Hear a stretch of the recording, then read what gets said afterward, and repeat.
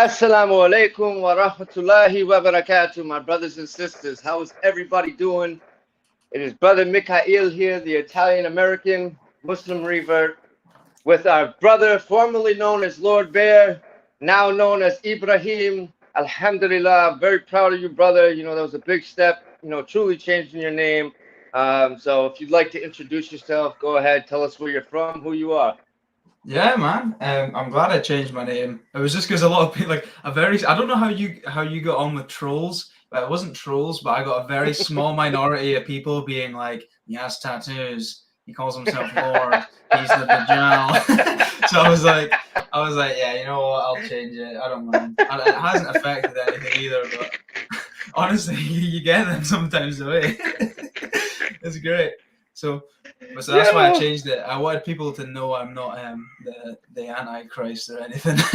Right? Yo, because that's like a in the UK, and I know in England, because one of my uncles who lived in England, he's a lord, right? You become how do you do that exactly? Yeah, well, you just buy a tiny bit of land. So it was like a meme forever, because I bought one of those like you could buy like literally a meter of land. Yeah, a meter of land, and you're a lord. So it was like an old meme name that I had, and then I just decided to make my YouTube that, and then a lot of people were like, if you had any tattoos on your face, my friend, we would think something else. So I was like, you know what, I'll just get rid of it. You know what I mean? So yeah. I like changing the name as well, because it's like the past life is dead, and there's a new one that's been birthed. You know what I mean? Alhamdulillah, brother. Brother, I completely agree with that. Like, that was me changing my name. I mean, my name change wasn't that big, from Michael to Mikā'īl. Saint Michael the Archangel in the Bible. That's who I was named after, which is Angel Mikā'īl in the Quran. That was easy for me. But when I made that change, it was like I'm leaving, the old me behind, and this is my rebirth, kind of like a phoenix. You know what I mean? Yeah, exactly. That's the same with me, man. It was like, it's like a snake shedding its skin. It's like the old is gone, the new is here. It's a definitive change. So yeah, it's great, man. It's great, mashallah. Absolutely, brother. But yeah, this time in this live, I really wanted to dive into the story of Brother Ibrahim, and go into depth and hear more about. We're definitely going to go into Sharia law. That is going to be one of the top things we talk about. That's so excited. Bro, I can see it in you. I can see it in you. Your face, bro. Your face went from this. You were just like, and you heard Sharia law. You went. I just love it, man. Like, that's one of the main, because that's one of the most demonized things in the world, and you have to always think, like, who's the people demonizing it? It's the people that want you dead that are demonizing it. So yeah, I would make nikah with Sharia law. My bad, bro. I got a phone call. No, you're fine, man. Don't worry about it. Don't worry about it. Actually, give me 1 second. I need to put that on. There we go. All right, I had to put on Do Not Disturb. I normally do, and I just forgot to do that. But yeah, go on with what you were gonna say, brother. No, I was gonna say, like, it's one of the most demonized things in the planet, Sharia. And you know this. It's like, who's the people demonizing it? It's the people that want you dead that are demonizing it. You know what I mean? If you brought that in overnight, because I said this yesterday with Tortoise King. I was quite black pilled yesterday. I was with what? I was with Tortoise King last night. Yeah. On live stream, and I was quite black pilled and like depresso espresso. I was like, if you have like a kid nowadays, they're just like fucked pretty much. I'm not. I caught that. Yeah, they're just done from the beginning, like, because they don't stand a chance, because all the laws are so crazy. It's like, if you brought in Sharia, all that would go away. You know what I mean? Absolutely. That's like, and that's why I will, when I have children and a family, bro, I will be in a Muslim country. Same. I will, 100%. That's just how I feel about it, and I'm even at the point of, I may even house school homeschool my kids. Yeah, I think you got to, man. Because I noticed it in not just my school or growing up in textbooks growing up here, but my cousins who lived in the UK and my cousins who lived in Italy that would come over and visit, and you know, we'd be talking about history or something like that, and they would say something completely different than what I was taught about that, and then my other cousin would say that something completely different than what we were both taught about. So Yeah, there's exactly. this, each country has their own agenda. They give you what they pitch this history about the country that makes them seem like they're the most powerful, when rather than telling the truth of what happened. So Yeah, you exactly, know, man. I'm just quickly like I pulling up the said, live chat. Give me 2 seconds. I'm just quickly yeah, pulling it yeah, up so I yeah, can see it. yeah. Do what you Just in gotta case do, you thought I bro. wasn't listening to you there, so I'm quickly pulling this up. It's always like No, having you're a live good. chat. But yeah, I Yeah, totally agree with you, man. I totally get you. assalamu alaikum wa rahmatullahi wa barakatuh to everybody in the chat. Yeah, man. We'll the Sharia law. I definitely want to, like, we're definitely gonna go into this hardcore, but we'll save that for maybe the last half of it, because I know Yeah, we can talk on about that. yeah, big time, man. So, you know, last time we spoke about when you reverted. It's been almost 2 months now. 2 months, I think 2 months yesterday, I think it is, you know, mashallah. It's been great. Alhamdulillah, It's been Allahu Akbar, fantastic, brother. man. Allah Akbar, man. It's been fantastic. Like you said, we were saying before we went live, how like when you start to live in the way that God intends, everything just falls into place. It's like things that you would have seen difficult to do, it just comes to you because you're not like, I don't know how it works exactly, but it's like everything's just so great. You know what I mean? Absolutely, man. It's through this the sacrifice of your haram, and everything just starts to fall into places. You know, it's fantastic. So yeah, well, I'm so glad that I did that. Like, if I didn't take the Shahada 2 months ago, like, you can't imagine a life not doing it now, eh? Bro, seriously, I heard you say something in a live stream. I forget who was with, but like you said something even to the lengths of when you're deciding on marrying a wife, if she doesn't have a Muslim name, you won't even consider her. Wouldn't, And yeah, I wouldn't. and I was like, yo, when I heard that, like I felt that, right? Because, bro, I could never, you know, I truly could never marry a sister, a woman that is not Muslim anymore. I really couldn't. And of course, the biggest reason being not just our conversations with each other and how we will get along, but most of all, most importantly, our children, our future children, right? When I'm not around, what do you teach my kids if you're not Muslim?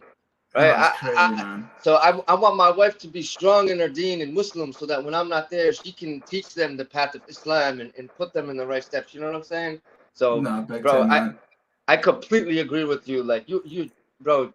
And I've seen you. I want to say, bro, lately, I've been watching, because every time you do a live stream, I love your message. You're very, for somebody, and I don't know if you've caught some of my videos or my live streams when I talk about it, but I'll give you a shout out, right? Even in a live stream that I'm by myself, and I'll say, you know, I'll quote something that you said, and then I just really want you to know, bro, that as a revert that only reverted like 2 months ago, you are extremely knowledgeable for somebody, and you have such a passion for the deen, like I felt in myself, and I still feel in myself, and bro, I see a lot of success in you, and You too, man. in You too, Islam man. and outside of Islam as well. So I'm Yeah, you excited. too, bro. I'm excited for you. I Bro. always like I like watching your shorts where you do Salah. It always puts a smile on my face as well. It's great.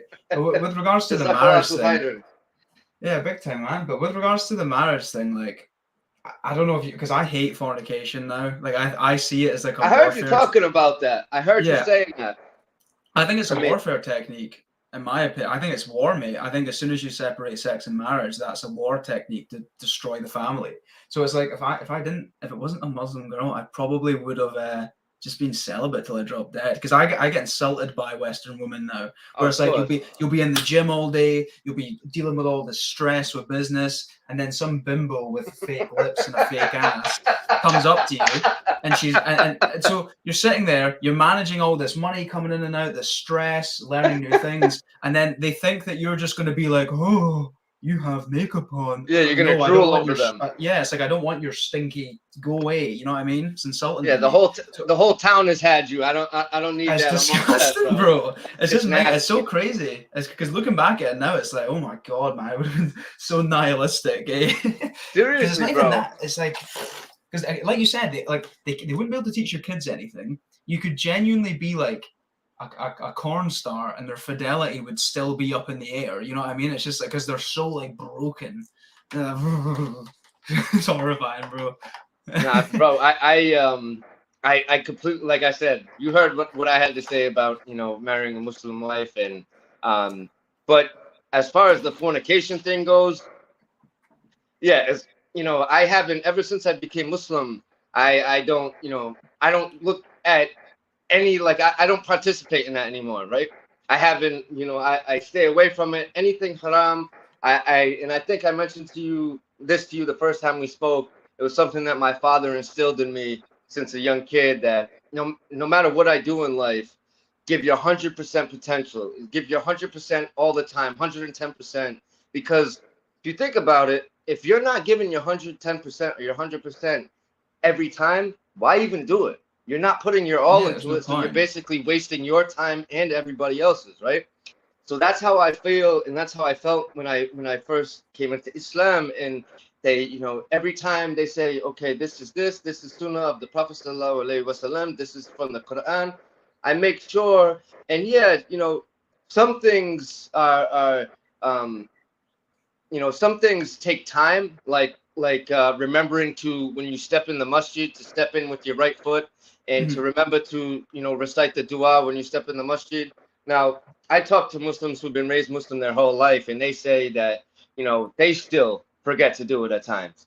So it's bro, it's a learning process that we're always working on forever. And that's, I try to tell John Tortoise King that, you know, I had a long conversation with him, and last night's live stream, we all had like a heart to heart with him, because he came in the live stream, and everybody was so supportive of him, man. And I'm just like you said, you know, I'm so proud of him that he was able to be blatantly honest with himself and with everybody online. People that, like, they had no need, nobody else besides him and his family really needed to know this information.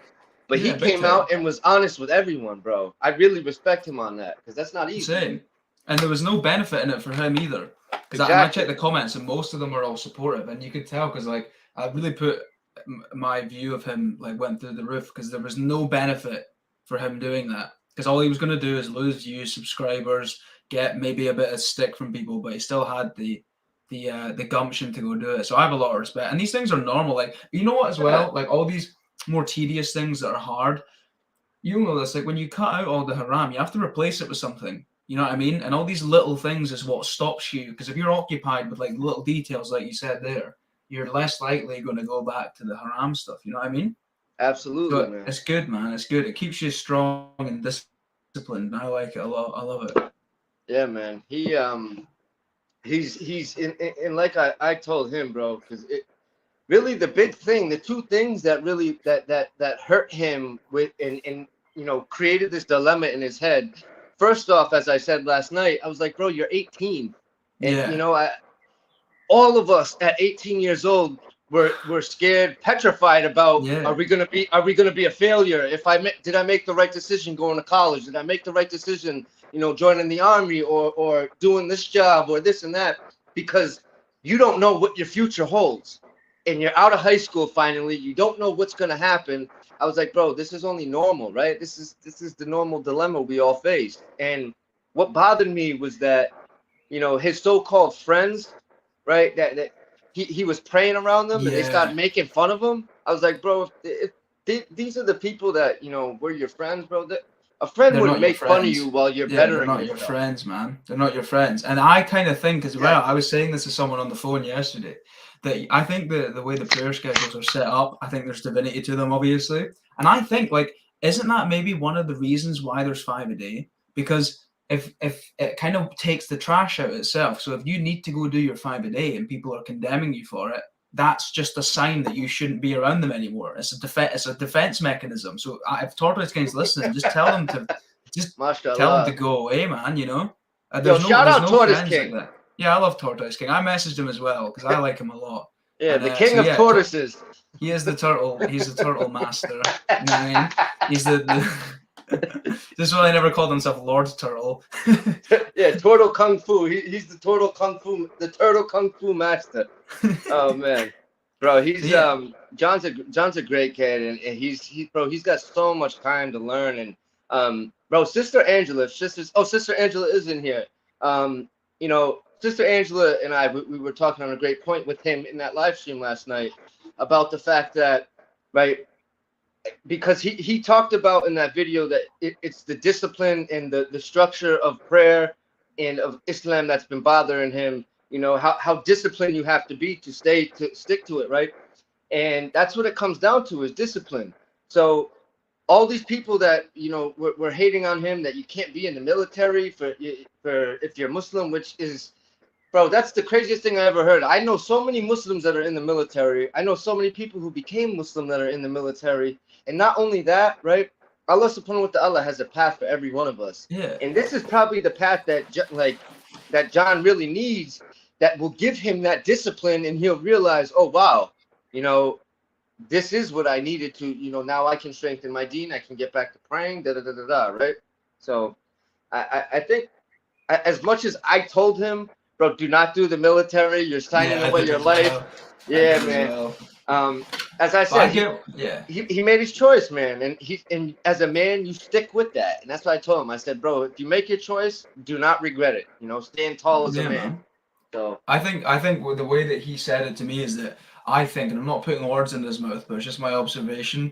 I think the reason he wants to do the military is because he wants to go from like a boy to a man. And I get it, that there's no other way really to do that nowadays, because everyone's a cock. Like every male in America, like 50% of them are just like 50% of them are just like trans pedoniles, you know what I mean? Like, so it's hard unless you go to. I really hope though that in like a couple of years, the caliphate isn't at war with the U.S. military, and me and Tortoise can have to face each other. Right? And seriously, bro, that'd be hilarious. Between you and I, we don't have to face the U.S. military, the two caliphs. Oh, bro, it'd be hilarious. Imagine you're just like restoring Sharia in like the U.S. and you just see some F-18 fighter jet, Tortoise King bombs you. You see him just looking at us. Quick scopes us, bro. Yeah, man. When you first said that to me, you know, when I was telling you that that I'm 75% Italian, 20, and then the last quarter I'm Scottish and Irish, and you called me, you said, oh, you're the caliph, bro, right? You said, yeah, that's what you said to me, right? And bro, ever since that day, I've heard, I probably heard it at least a half a dozen times from other people saying this to me, and I was like, what's going on here, bro? I'm just another human being. Irish, but Scottish, yeah, I feel you. Irish, Scottish, and Sicilian, of course, mate. Who else is going to compete? You know what I mean? Absolutely, man. We'll start a little caliph boy band type, army type. As long as Tortoise King doesn't bomb us, you know what I mean? Thanks, Tortoise King, for all the good things we've done for each other. And now you're gonna drop a bomb on me, eh? Right. What do you say? Mikā'īl is donning the miswak. Yeah, man. The miswak is, you know, when I became Muslim and I put tobacco behind me, I was always big on cigars, right? And you know, I'd have a cigarette once in a while, and the sheikh, the imam, when I reverted, right? Because I before I reverted, this was something that I was struggling with, if I could continue smoking tobacco, right, and cigars and whatever. And when I researched it, I found pretty much most of the scholars called it makruh, which means that it's just discouraged and looked down upon, and that really there are people who, you know, Muslims who smoke behind closed doors, so to speak. But then I thought about it, and I'm like, doesn't Allah subhanahu wa ta'ala say that anything that is harmful to your body is haram? So then tobacco is harmful to your body. That would mean it's haram. So when I said that to the sheikh, he said, you're absolutely right. He said, you know, he told me it's more so 50-50. 50% of scholars say that it's definitely haram because it's harmful to your body. The other 50% say it's makruh, which is what I was saying, discouraged. So he said, I got something for you. And, you know, he came back that the morning after I reverted, and he gave me these. Matter of fact, there's a few in your package that I sent you, but hold on. Oh, no way. Yeah. Oh, no way, man. I'll Like I have a close friend that's over in England, and in one of the, like, you can get them here, but bro, they're garbage in the States. In England, because especially in the London area, there's a huge Islamic population. Yeah. So like this has these boxes come in like there's a dozen in each one, and you know I send him money and he just sends me them over, and he takes care of me anyway. But so what exactly are they? Are they like a tobacco replacement? No, but they're not. It's not tobacco at all, right? There's no nicotine. There's nothing like that in this. So what it is, bro, this is the first ever toothbrush. Like, I'll hold it up. If you see yeah. If you see, it actually has bristles in it, bro, right? Yeah, so, man, that's what the Prophet used, peace be upon him, wasn't it? Yes, sallallahu alaihi wasallam. So this is, so you do know something about it. This is the, what is the name of the plant? It's like Salvia persica, something like that. Somebody could probably tell me, Salvia persica or something. So this is the root of the plant, right? And like I said, bro, I chew this. You saw the size of the original one. They're normally like that, and I chew them down because I keep it in my mouth almost all day long. And they clean your teeth, don't they? Yes, brother. That's I don't like toothpaste. I think toothpaste isn't good for you. I get dubious. Like fluorides in it and stuff. You know what I mean? Yeah, I use the there's a certain toothpaste that I was put onto when I was young, and that's the only one I ever used. The Sensodyne, whatever. It's got a lot less of that garbage that's in it. But this, they actually have a natural toothpaste that you can buy too. I'll send you the link for that. I don't have an extra one, or I would have gave you one. But yeah, that's fine, man. So what it has is, bro, this has all different kind of nutrients and like sort of chemicals, or not chemicals, but nutrients in this that helps clean your teeth. It keeps your teeth strong. Like, it helps with bone and bone density. And that's sick, man. Bro, it's really good. It's really good for you, actually. So I just kind of chew on it. You know, I use it to brush my teeth before every salah. Of course, I do brush my teeth with a regular toothbrush every morning and night, but still, this just gives me that extra, you know? How did you find quitting the tobacco? Did you find that easy, or was it difficult? That's the only one I can't do. Yeah, man. To be honest, and do you smoke cigarettes or tobacco? No, it's little nicotine pouches is what I use. I can't get off them. I tried like so hard. I'm just like, I think once diagram's up in that and I can relax, I'll get off them. But when I when I come off nicotine, I become like Patrick Bateman, because my head's just like fried and I'm like, everyone needs to die. You know what I mean? So once things have chilled out a bit, I'm gonna come off, because I just become a psycho when I try to quit them. Bro, that's impossible to, you know what I mean? That's literally, like, they say that's one of the biggest symptoms from quitting nicotine or tobacco is that irritability that you get. Man, like, it's crazy. Bro, I get so restless and irritable. Like, people could just say hello to me and they'll be being happy. I just want to punch their face off, bro. Like, it's terrible. It's horrible, man. Alhamdulillah, brother. You know, it subhanallah, it took me, I'd say after the first 2 days, that's when I really noticed myself getting better. But those first 2 days, like, especially that second day, I was ready to fight everybody, bro. You know what I think as well, right? I think when you get married, it'll be easier to quit. Because you know what I kind of think nicotine is? I kind of think nicotine's like a little synthetic wife. Because it kind of gives you that, you know, like, listen, right? You know how, like, when you're pissed off, it's true. Yeah. You know when you're like pissed off and you're like, and then you take one and you're just like, that's what you would get if you had a wife. You just have that like grounding, lovely, everything's great. But because you don't have one, this is like my little wife. You know what I mean? I can't give her up. I'm a loyal guy. I hear that, man. No, I'm a loyal guy. Yeah, I can't give them up. I used to say that. Cheat on you. Right. I used to use that same analogy when I was younger. Right, when I was whatever in high school and I would smoke weed, I used to say that as, you know, weed was like that, because when I would smoke, I didn't need anybody, I didn't care about anything. But when I would have a girlfriend, I wouldn't smoke no more. Right, when I would be in a relationship or whatever, I wouldn't smoke, and that I noticed that, and I hear the same thing. Like, I hear the same thing with tobacco, bro. It was like, I don't even know how to explain it, man. Like you said, whenever I was angry or stressed, if I was sitting, I'd have a cigar, it would all go away. It would all go away. Chills you and out. Then right, bro, I have to be honest with you. I did like you said, it was a replacement for a wife, or a wife replacement for tobacco. Islam kind of filled that for me, and not kind of, it definitely did. Yeah. Right. And I've spoken about this on my channel multiple times, how, you know, most of us throughout our entire lives, we feel like there's something missing inside us, that we're searching for something our entire lives. And for me, I felt like there was like a half of me that was missing, and I searched for it my entire life. And once I found Islam, I finally, as cliche as that sounds, I finally felt full for the first time in my life. Yeah. You know what I mean? No, I get you, man. I just couldn't quit the nicotine. It's funny because I say it's a synthetic wife or girlfriend, but when I was dealing with Western women, my consumption went up through the roof. Because you're sitting trying to talk to them, and you're like, "Do you really think TikTok?" You're like, "Do you really think TikTok's good for your brain?" And they're just like, "Cardi B said so." Like their IQs are like 10, bro. You're sitting there like punching yourself in the face. You know what I mean? And you just, and you're like 15 packs of cigarettes down trying to deal with a retardation. It's great.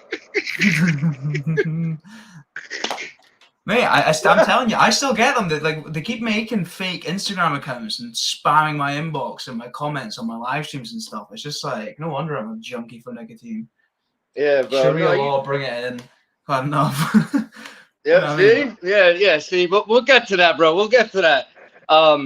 But brother, trust me, you know, I've talked to other Muslim reverts that they went through the same thing. And I've actually talked to other Muslim reverts that they did the same thing I did. And then they said they got to a point in a realization with, you know, the deen and Allah subhanahu wa ta'ala, that and your intentions, right? That's the number one thing between you and Allah, is your intentions and what's in your heart. And the one brother I'm talking about, you know, I know him, and I'm not gonna put his information out there, his name or anything, but he was telling me he went through the same thing, right? And he reached a point, he said, probably like a couple years in or something like that, where he said, you know, I feel that it's okay that I can have a cigar once in a while, or I can smoke a cigarette once in a while, right? It's when it becomes an everyday thing where you feel like you need it, right? Because the only thing that you should, and he really hit the nail on the head for me, and he made me be like, wow. He was like, because really, the only thing that you should need is Allah subhanahu wa ta'ala, right? That's and Allah subhanahu wa ta'ala and the deen in the Quran. That's it. And I was like, wow, bro, I didn't think of it that way. But, you know, to think that as long as you stay on the true path and this and that, and, you know, maybe down the line, whatever. But I brought that up because I just wanted to say to you, right? Like, same thing I told Protest King, bro, just take your time. You know, don't beat yourself up over that just because you. Yeah, big time. Tobacco is hard, bro. Tobacco is literally the hardest addiction to quit. It's harder to quit than someone on heroin. That's serious. Man, because it's environmental as well. Like, I quit alcohol like that. I haven't drank in like 10 months, but because I have this everywhere with me, and it's like your brain, it's wired in your brain as an everyday thing. It's impossible to give up. But yeah, I think a lot of it's just like, I think the reason people are so addicted to things nowadays is it's just pain medication. Like, no one knows what to do. Like we were saying earlier, like guys in the West, bro, like you're gonna be a slave paying off debt. And if like you'll be lucky to find a wife who isn't like a OnlyFans bimbo with a body count of 2 billion, you know what I mean? You know what I'm saying? It's just like the typical thing now is like you come out of school, you get taught how to be trans, and then you get a girlfriend, and she's like, before we get married, can we have 5 abortions, please? And then it's like people are just addicted to everything because it's like, what do? You know what I mean? It's crazy. Absolutely. But again, like you said, I think the longer you go sticking with the deen, these things become easier to quit because you don't need them like you used to. You know what I mean? Yeah, brother, you hit the nail on the head. You're absolutely right. I did want to say though, like the thing that's beautiful as far as like relationship wise, and you know, in Islam, you know, we don't date, we don't have relationships outside of marriage. The only thing that like between you and between a brother and a sister in Islam, right? What is in my eye, man? I'm like trying to talk and this thing's just irritating me. Bro, I hope your eye doesn't fall out and then you become the gel, bro. Oh jeez. So it's beautiful now because like, and we talked about this before, bro, because now, and I'll be honest with you, I'm not gonna put the sister's name out there right now, but I have met somebody, and good man, I'm proud of you, bro, mashallah. Yeah, and you know, it's at that point where you know, in Islam, it's so simple and it's so beautiful the way that it is, right? It's you find a woman from a good family. You want to make sure she has strong deen. You know, she has a good core values and everything. And if you see that she'd be a good future mother to your future children and wife and this and that. And then, you know, in Italian culture as well, you ask the father for his daughter's hand in marriage. This is in Italian culture, right? I mean, it doesn't really happen in America like it does in Italy, but still. So now it's at that point where I need to, you know, go to her father, which is not something I'm used to, but I look forward to it. Man. Yeah, and I'm proud of you, man. I'm happy for you because you're a good guy, man. I'm proud of you, man. That's great. I'm in two minds as to whether I'm gonna or not. I don't know. I might not. I was really set on doing it, but I think Shaitan's been in my head a bit and it's like, don't do it. You're going to be arguing about nightclubs and Snapchat again. Don't do it. And I'm like, okay. To be honest, bro, like it comes and you really, you know, every time you talk about relationships, when I hear you talk about it, you and I are on the same wavelengths with it, right? Yeah, man. Like, so with the situation, bro, if you're getting into like, okay, I want to get married, and the only thing that's on your mind, you're thinking about sex, and that's it. Yeah. You know, no point. Then you know, you got to go back to intentions again, right? Yeah, exactly. Right. So that's what, you know, I see, and that thought hasn't even like crossed my mind. Neither with me. There, bro. Not even crossed my mind at all.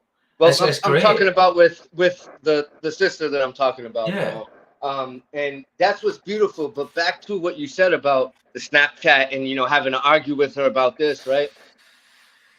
You and I are so used to that because of the women in the Western world. But bro, and yes, of course, there are some Muslim women that when they go away to university, they have friends and stuff like this. But for the most part, bro, yeah, I know. But from the Muslims that I talk to that happened with are Muslims that are in America or UK, right? Yeah. The Muslims that grow up in an Islamic country, they are pure, they are, you know, very strong deen, inshaAllah, right? Or mashallah, you know, and I hear what you're saying because that was always one of the things that I was like, dude, I get married. I don't want to sit there and argue with this woman about, yo, you're not going to the club tonight, right? Or you can go, and if you do go to the club, if you're not going to the club tonight, or matter of fact, you know what, I can't tell you what to do, so you have a decision to make. If you do go to the club, so horrible, man. If you do go to the club, we are no longer together. So that's you've got to be like that, bro. I used to work in a nightclub. And bro, you know what happened. I was saying this to someone, and this isn't a brag or anything, okay? Before anyone thinks this is a brag, but the amount of like when I used to work as a bartender, and the amount of women that I would like get with that had boyfriends, and they would like married women and everything, and like they would sit and like mock them. I'm like, oh my god. So like it's cool back then, but now I'm like this broken soul who doesn't trust anyone. It's like horrifying, man. You know what I mean?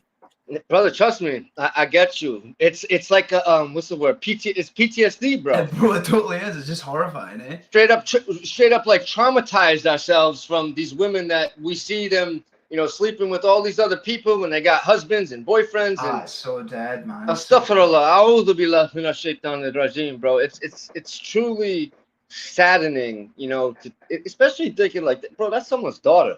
Right? Yeah, I'm the same, man. That's when I don't like TikTok or that, because you go on TikTok and like some bimbo will be doing whatever, and I'm just like, that's why I stopped going to clubs, man. Because last time I was at a club was like a year ago, and I was sitting watching these two girls like twerking, and I just thought some guy probably loved you and's crying over you. And now you've just degraded yourself. You've just degraded yourself to some body for a dick, like whoever. Like, what is the point?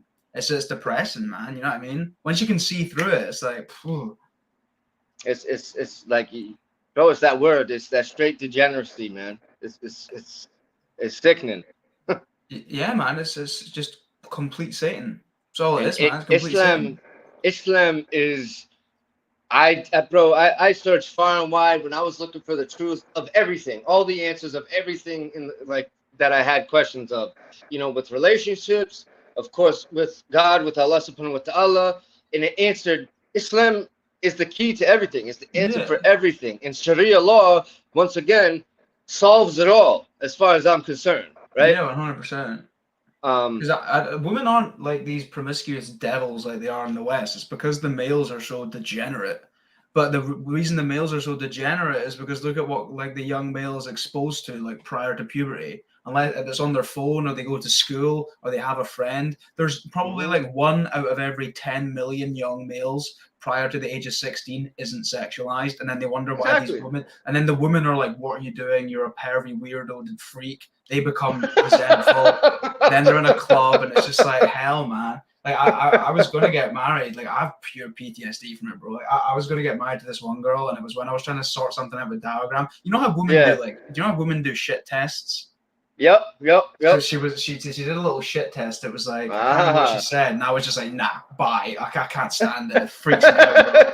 It was like, honestly, it was like because you know they have like their ovulation cycles and they're on their period, they get in a mood, and she did a wee shit test, and I got like Vietnam bombs were going off my head. I was like, go away, you know what I mean? So I don't know. I really want to, but I don't think I'm mentally prepared for it yet. You know, I think I've got stuff to do. Bro, like lovely. I mean, you hear people like Tate and all these guys, you know, talk about stuff like this all the time, bro. We as men, you know, it takes time for us to get to that level that we feel like we can provide for our future family, that we have enough that we can take care of everything, right? And especially, bro, you're 22, right? 21. 21, yeah, bro. You have so much time to grow. Like, there's no need to rush it. There's no need. Unless you truly feel it inside you, like, yes, this is the one, and Allah subhanahu wa ta'ala, and you pray to Allah subhanahu wa ta'ala, because that's what I did. That's what the Sheikh told me. He said, you know, pray to Allah, and you know, ask Allah subhanahu wa ta'ala to, you know, so for one whole day, for each prayer, each salah, I prayed to Allah, you know, and I asked him to show me a sign, like give me a sign that this sister is the right one. And that night I had a dream about her, right? Yeah, there you go, man. And then, bro, so like crazy. Bro, like, and it's crazy because all the other times in my past, before I even reverted to Islam, and I used to hear people say, you know, ask God for a sign, and I would do it, I wouldn't get anything. Of course I wouldn't get anything because I was out there committing haram and doing everything else in the dunya, man. Right? Exactly. And this is back to the point of what I was saying to you before the live stream, where when you're doing the right thing and you're doing what Allah subhanahu wa ta'ala wants for you to do, things fall into place. He finally, you know, says, okay, you know, Mikā'īl is ready for it. It's the time for him, and stuff starts to happen correctly for you. Like it's just, alhamdulillah, brother. That's all I can say at this That's point. fantastic. You know what? There's such a breath of fresh air. Like Muslim women are so amazing. Like, I remember because you don't. How do I word it? It's like they'll message you, but they're like, "Hey, I seen this. You're doing this. Would you like help?" And I'm like, "When are you gonna ask me? When are you gonna ask me for an abortion in your OnlyFans?" You know what I mean? It's like I'm sitting there with like a gun in my hand. I'm like, "Ooh." And they're like, "No, I just really liked your video and I support you and I'm behind you." And I'm like, when are you gonna send me validation pictures? Yeah, there's such a breath of fresh air. But like you said, yo, let's get a thumbs up in the chat for everybody that thinks Brother Ibrahim should be a comedian, bro. Oh, bro, too right. But it's like you were saying, man, they don't, like, it's so amazing because you can just talk to them like people and they're not like, what thong do you like better? This is the one I got when I murdered my first baby. You know? Oh, yeah, bro, you're absolutely right. It's a horror, man, bro. But yeah, they're great. They're just a Muslim, yeah, brother. Muslim are so beautiful, mashallah. They really are. Yeah. All right, so I want to get back to, you know, for you, right? And I really want to turn, like, the rest of the live stream. I really want to hear more about you and your story. So I know we talked about, you know, how long ago it was when you reverted. We, you know, the last time we talked about your introduction to Islam. We talked about your prior knowledge to Islam. You know, how it's viewed in your area, and the situation with your parents and your reversion. You said you hadn't yet told them and stuff. You were working on it. So I really want to hear more about, you know, the night that you recited the Shahada, and what led up to that night, like the week that week that was leading up to that night. What brought you there? You know what? There was no resistance at all. Like, you know how you would think with something this big, you would be like, oh, do I do it? Do I not do it? I'm not sure. It was just like an effortless flow. It was just like, I was out with one of the war room guys and they were teaching me about like ghusl and wudu and staying in purity and stuff. And I was like, oh, blah, blah, blah, blah. And they were like, you want to get your Shahada done? And I was like, yeah, why not? And there wasn't, I didn't have to sit there and go, this is such a big moment. Like you would think you would. It was just like, yeah, why wouldn't I? Why wouldn't I? Absolutely. The Shahada was amazing, man. Like it was just, you know what's crazy as well? Is like, and I'm not saying this to like suck up anyone's arse or something, but like the quality of Muslims is just incredible. Like even the guys in like my Telegram, they're all like respectful. Even when I make mistakes, like I swear sometimes or I make claims I shouldn't, they're never like, how dare you don't believe in the Trinity, you're going to the dirty naughty place. They're like, yeah bro, don't do this, maybe you should try this. Like they're just quality people. And like, you know what as well, it invokes respect, man. Like I never really get nervous with anything, but the only time I was kind of nervous, and like the last time I can remember was when I took my Shahada, because I wanted to be respectful, because there was like 70 brothers there and I wasn't sure how it would go, but like, because they're such good guys, you respect them. You don't want to dishonor them and stuff, you know. Of course. So Allahu Akbar. Yeah, Allahu Akbar, man. It's great. It's fantastic. Because I was going I was going through a little stage of like isolation, I guess, because all the people in my area want to do is they're not even your friend. They just want you as a body so they can go to a club. There's an ulterior motive with everything. Whereas like the guys I talk to now, like it's like pure brotherhood, you know what I mean? It's fantastic. And it's reciprocated as well, you know what I mean? I've met guys already that like I don't even know their real name, who are just on my Telegram, but they help me so much, and I'm like, I'd take a bullet for you, you know what I mean? It's crazy. Like, it's great, man. The brotherhood's a massive aspect of it. Like it's just the quality of people is just incredible. I like that. I like what you said right there, the brotherhood, that fellowship, right? That we have as Muslims. And you brother, what'd you say? You said the purity of life, right? I think that's the word you used. That's so simple but so powerful, because it really is. It's so simple, you know, no matter what you do. And that was so beautiful what you said, mashallah, that even when like, because there's some things like we'll always be learning, but especially right now, we don't know. Like there's so much that we don't know in Islam. And I ask, you know, my viewers all the time to help me so I can learn more. And it's the way they come across, right? Yeah. It's the way the brothers and sisters, they come across. And you know the term bedside manner, right? Like in a psychological sense, that being empathetic towards somebody, the way you say it, right? Not being like, oh, you idiot, you're not supposed to do it like that. No, exactly. they're like, hey, brother, I just want you to know, like the way the teachings of the Prophet ﷺ says, you know, this, that, and they give me the page, they give me the ayat, they give me the verse, this, that, and the third, right? So to me, it doesn't look like they're trying to assassinate my character. It looks like they're trying to help me. Exactly. Like there's no ego. There's no ego with it. You know what I mean? And that's what I noticed as well, because I've always made mistakes and stuff, but they've never been like you said, as character assassinating, because they see you as your brother. And they actually want to help you. You know what I mean? It's just such a breath of fresh air, man. Absolutely. Like, prior to that, you have such a nihilistic view of the world, because you're like, everyone's out to get you, all the women are out to get you, all the guys are just using you for attention or whatever. And to actually have like a core group, like I said, there's guys that don't even know their name, and I'm like, if you ever need anything, I've got your back. Like, you know what I mean? Like, there's just the quality of people is fantastic, and to be so calm, and like you said, like bedside manner after all of the like garbage that's been thrown at them for the past 20 years is just ridiculous, man. It's a real testament to their character. Of course, man. Yeah, I don't know if you've heard. I'm gonna say, I'll say this was a sunnah. It is a sunnah of the Prophet sallallahu alaihi wasallam, and I'm paraphrasing here. This is something that I've said before. Hold on one second. Let's see. Can I find? Do I have this in here as well?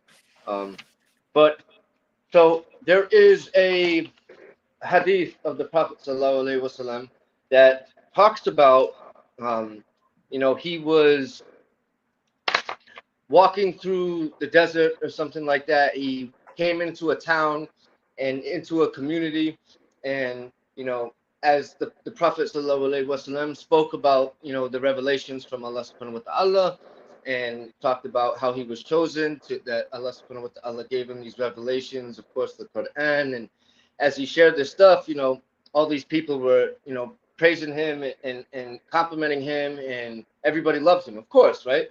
So as he starts to leave the town afterwards, there's this one brother who, approaches him from behind as he's walking with his people, right? And approaches him from behind. Now, the Prophet sallallahu alaihi wasallam had a scarf around his neck, and the brother walks up behind him and doesn't just tap on his shoulder. He pulls the scarf like aggressively, right? And the way that I was brought up, especially growing up in the city, you do that, we're fighting. I'm a bash your teeth in with a brick, bro. Like that's where we at. Yeah. And what the Prophet sallallahu alaihi wasallam, the way that he acted and reacted to it, he was calm, he was loving, he was respectful, right? And he heard the brother out, and then he just he explained everything like that. At the end, he gave him a big embrace and hugged him, and the brother was happy. So there's also a quote, and I can't remember it right now. I'll have to find it. But this goes to exactly what we were saying, right? When you're faced with confrontation, or you're faced with something like this is why I try to think, what would the Prophet sallallahu alaihi wasallam do in a situation, right? Bro, no matter what kind of situation we're in, unless somebody attacks our family or our religion, our beliefs, other than that, and even still, you try to be respectful, be calm, and be loving towards that person, right?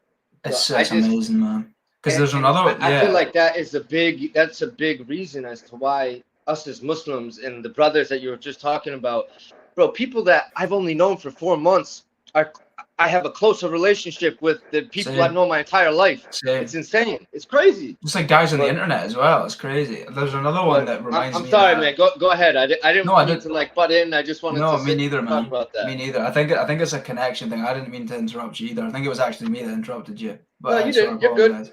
But there was another. I'm going to paraphrase as well, but it was something that the Prophet said, peace be upon him, and it was like, if you can give up arguing, even when you're wrong, even when you're right, I will grant you. I can't remember what it was exactly, but something in Jannah, and it's so true. Because because I don't know, how do you get a lot of trolls? Because I don't really. There's like 1 or 2 that have kind of annoyed me, but do you get many? To be honest, bro, I had just talked about this in a recent live stream. I have 160 something videos up online over 4 months time. I post a video sometimes multiple a day, but normally every day. And out of those, I can't even count on 2 hands how many negative comments I've got. I'm the same. Literally. I don't get many either. But even then, with them, it's like, it's amazing. Don't argue. It's like, don't argue with them because it doesn't matter. Because it's not worth your energy anyway. Exactly, because all these people can do is take your attention. Because if they could do anything more, they wouldn't be in your comment section. All they can do is take your attention. So don't argue. It's fruitless. You know what I mean? Can I just quickly nip to the toilet? Every live stream I do, I always have to go to the toilet halfway through. I don't know what. If you gotta go ahead. Yeah, go ahead. Sex, man. Cheers, yeah, no, you're good. You're good. I'm gonna talk to the people. So, everybody, assalamu alaikum wa rahmatullahi wa barakatuh. To all of the new viewers that are in here, please subscribe to the channel. I want to say first, hit that like button. Let's try and get these likes up and everything. And I want you all to know that, and I say this to my viewers all the time, that you're a brother and a sister to me, how much I love you, not just a brother and sister in Islam, but you are a brother and sister to me. Islam is truly the most beautiful way of life. It is, and that's how I like to describe it when people ask me about it. Islam is not just a religion; it truly is a way of life. Alhamdulillah, it's so beautiful. I found the quote. But anyways, I did want to talk about to everybody that is in here. We created spoken Arabic. Yes, lilac blue. Yes, I am. As you can see, like these are all the letters. I know I stepped it up, and I went over this in a recent stream. Hold on. Like, I made flashcards of each letter in Arabic and what each letter is. So alif, right? Be, te, right? So I have been studying. You know, I sit down with my mentors or other brothers and sisters, or sisters. What am I saying, sisters? Other brothers who are able to help me. You know, and I've been doing that. I try and, you know, listen to there are different instruction teaching videos online how to do so. So I try to really learn as much as I can, especially because I plan on going to Islamic University at the end of the year, you know, and well, probably even sooner. I signed up for TEFL courses, which is to teach TEFL. It stands for Teach English in Foreign Lands. So it's to teach English abroad, right? I'm hoping to go to the Islamic University in Medina. So while I'm there, I can teach English as my job as well. And inshaAllah, please make dua for me. You know, I really look forward to that. I really do. But also, I started to say, and I forgot because I want to answer the question. It's TEFL. That's not TOFEFL. You're thinking of something else, Aftab Ahmed. You're thinking of the TESOL. You're thinking of TESOL, which is similar, but the TEFL, the TEFL, you can teach all over. So myself, as well as some brothers in my masjid, in my area, you know, because of all of the brothers, you know, and sisters that I talk to through my channel, and you know, inshaAllah, I have decided with them, and we finally did it. We've been working on it for like a couple months. We made a GoFundMe, and we created the Hajj Project, which is to help Muslim Reverts such as Tortoise King, such as Brother Ibrahim, myself, Brother Leo, who was in the stream yesterday, and all Muslim Reverts all over the world to make Hajj or Umrah even, or Umrah. You know, and Alhamdulillah, there have been so many people already. Some people have paid through PayPal or Cashapp, so you won't see it on there. But I wanted to say, right, if you want to donate to the GoFundMe is beneath the video in the description. And you click the GoFundMe link and you can go from there. Also, there is the Quran Project, which I started up. I give out free Qur'ans as gifts to brothers and sisters all over the world. And, you know, to brothers and sisters who don't have access to a Qur'an, or maybe in an area in the world where they don't have access to anything. So I was able to, you know, put money aside, and I have connections that I can buy a package in bulk of the Qur'ans. I have the Qur'an in 4 different languages, in English, Spanish, Urdu, and of course the original Arabic. So if you're interested in a Qur'an, please reach out to me. I can mail it to you, and it is free. It is a gift from me to you. You know, you can reach out to me. Down below is my email, Instagram, TikTok, and Twitter.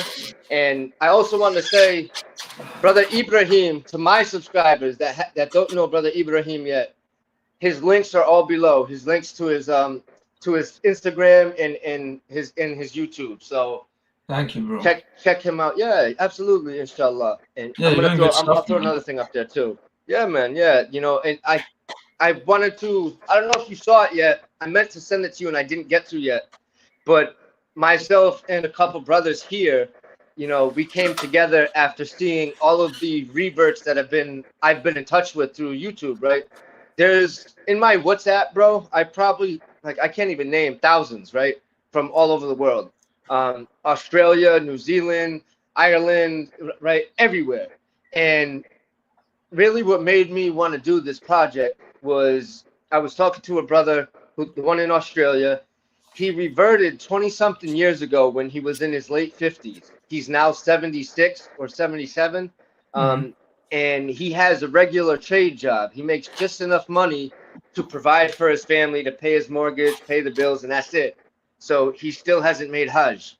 So we decided to make the Hajj Project, which I put up. That's awesome, man. Yeah, it's for all Muslim reverts such as yourself, Brother Tortoise King, people like you and I, man. And that's amazing, man. That's really good, bro. Yeah, I was telling everybody that the link to the GoFundMe is below in the description of the video. I'll shout it out. Please do. I'll send you the link afterwards too. It'll be great as well once Diagram's up, because I own it, I can give you free ads and stuff. You know what I mean? MashaAllah. Pin it at the top of everything. So. Yeah, and that's great. Brother, I did want to talk to you about that. That was something I wanted to talk to you about on the phone with. But I told you before I mentioned that, you need any help with Telegram, bro, I have connections, especially I have a lot of connections in America. All throughout the East Coast of America, I have a lot of connections.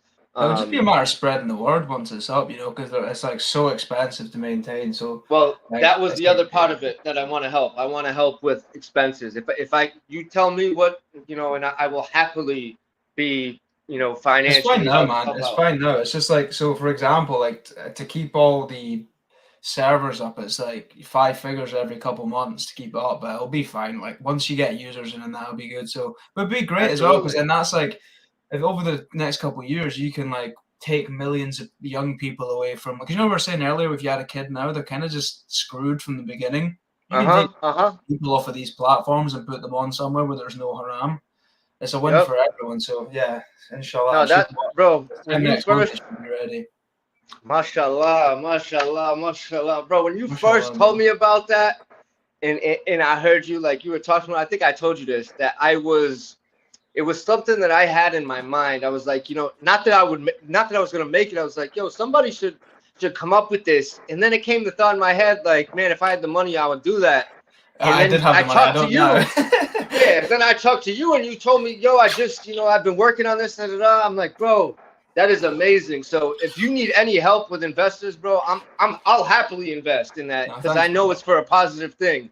It's fine now. It's fine now. And you're my brother, so yeah. It's fine now, but yeah, like I said, like I've taken care of everything, and it'll be going up soon.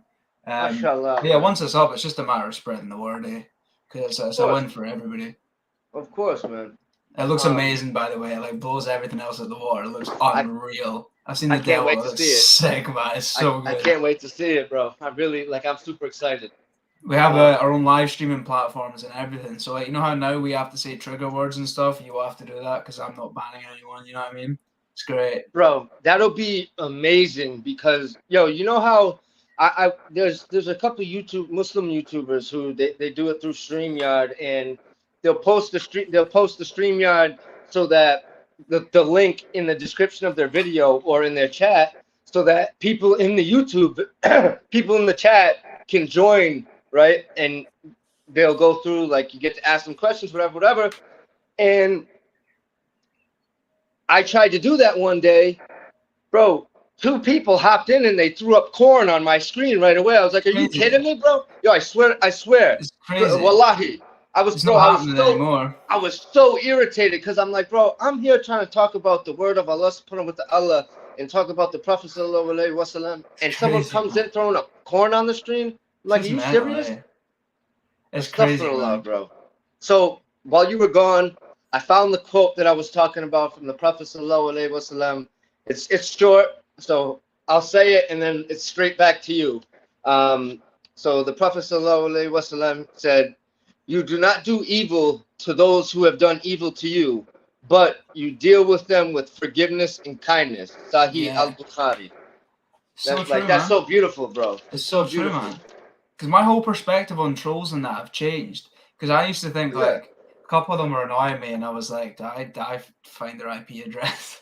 But now I'm just like, you're just like, they're just guys, man. And if they like, they're only hurting themselves. Like the only person that can hurt you is yourself. And if these guys were like, again, like the the Prophet said, it's like, just be respectful. Don't degrade yourself to their level. And it's so true, man. It's so true.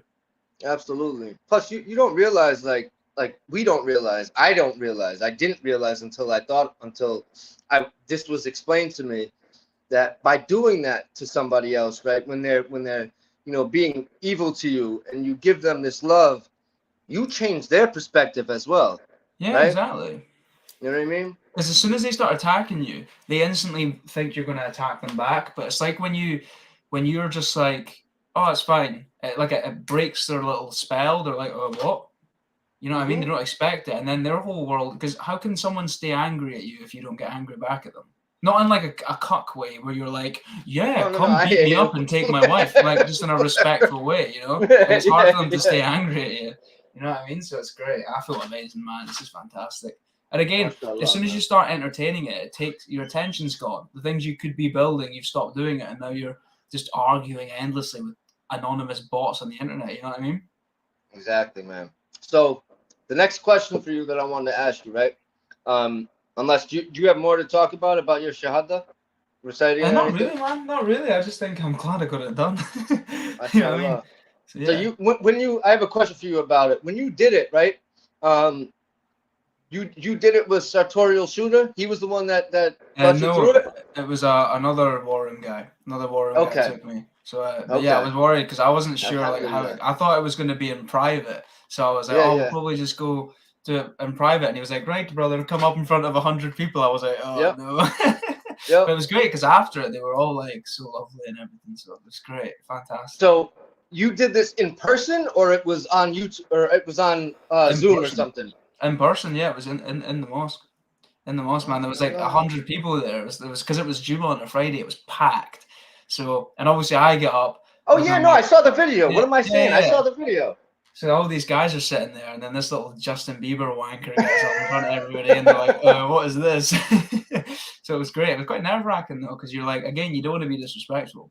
But I'm glad it went well, you know. You want to pronounce everything right, and I'm like, oh, man, I didn't say that the proper way. Like, no, trust me, I remember. But, bro, how much... It's such a beautiful feeling, like, as you get towards the end of it, you feel this, like, overwhelming love and sensation from Allah. Bro, it's beautiful. It kept on, because it's funny, because if you watch the video, the longer it goes on, like, the harder I pat people on the back. But it was just because I was getting fired up, and I was like, yeah, let's do it, man. You know what I mean? I'm like slapping people on the back. That was great. But, so, yeah, I was sweating like a pig, though, because you don't want to be, like, again, you don't want to mess it up, because you respect them, you know? And like you said, you had 100 eyes on you. Trust me, I remember that day. I remember the day. Bro, I was just bullet staring at the wall. I was like, oh, no. Trying not to mess up. Like, yeah. Oh, man, bro. All right, so while we're on this topic, because I wanted to talk to you about it last time and we didn't get time, I wanted to hear more about the War Room, right? Because I told you this was something that I've been thinking about joining. You know, if you want to explain both the real world and the War Room, and I'm sure everybody in here is interested as well. Yeah. So the real world, I think, like, it's just fantastic. Like, so you could go to uni, 100K in debt. It's 50 quid. It's like $50 a month, and you're learning from people who are all, because I know them as well because they've been in the War Room. They're all millionaires, and they're teaching you things.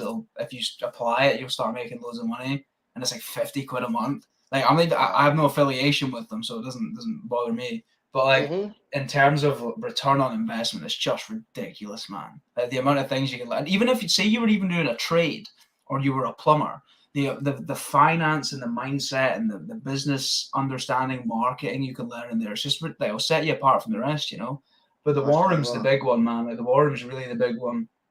That's what, like, it's $5,000 a month or something like that. No, it's 8 now. Not a month, a year. It's went up to 8. Oh, that's not that bad. Somebody told me it was $5,000 or $8,000 or $10,000 a month. That's why I was like, bro, that's insane. No, I think it's a one-off and then a recurring payment of like $2,000 a year or something. But that's fantastic. Like, it's really good, man. Like, because the fact is, like, if you go anywhere in the world, you've got people you can speak to, and they're all high caliber guys, you know. And like we'll go to dinners in Scotland. And you'll just be sitting there. You chill with brothers all the time. the guy who I go to his house for Eid, met him in the war. Yeah. He's the guy that took me for my Shahada. So you'll go to these okay. dinners and He lives near stuff. you. Yeah. So you go to these dinners and that, and there's like McLarens, Rolls Royces, and then my shit Ford, and then you're sitting there just like the whole dinner, you're just taking notes because it's like the amount of like information and knowledge that gets dropped in like 2 hours is crazy. And any problem you have, you just hit up one of the chats for the specific thing, and you've got elite guys in that sphere ready to hit you up, you know. So it's genuine. It's amazing. I'm going to make my own, because the only problem with it is there is still like a little bit of haram in it. So I'm going to try and make my own. Bro, I'm down with you on that. I'll join you. I'll help you. Yeah, 100%. This is something that I thought about too, like a basically for Muslims in a halal type war room type thing. I'll help you. I'll invest in it as well, bro. You tell me when and where, we'll do it. We'll do it for free, because it's just a matter, because like I've got about 25 Muslim guys in the war room who are going to join. So the caliber of people who are going to be in there is going to be ridiculous. But it's just because like the war room's amazing, but there is still some things I'm just not signing off on. And it's not like I have nothing bad to say about it. It's the best decision I made in my life, and in my opinion. Because like one minute you're just hanging around with geeks, and the next minute you're in some guy's McLaren, and he's just telling you how to do X, Y, and Z. You know, so it's like. So yeah, it's interesting. So I'm going to try and make my own, but it's not going to be like $8,000 a year, because I don't want to be a prick. I think what we're going to do is, it's like if I know the guy, I'll add them, like you, and it'll be like a proof of income or something. It's not going to be $8K to join. It'll be someone really, because I want guys to be able to join. You know what I mean? Of course. So good, but it's just like there is still some things I don't really sign off on that goes on. But again, you can't please everyone. You know, it's not a religious organization. But it's fantastic. It's genuinely fantastic. Anyway, if you went to like we're talking about places you might move to, any country you could think of, you've got 10 guys there. Someone's there. Stay with. Yeah, mashallah. You know what I mean?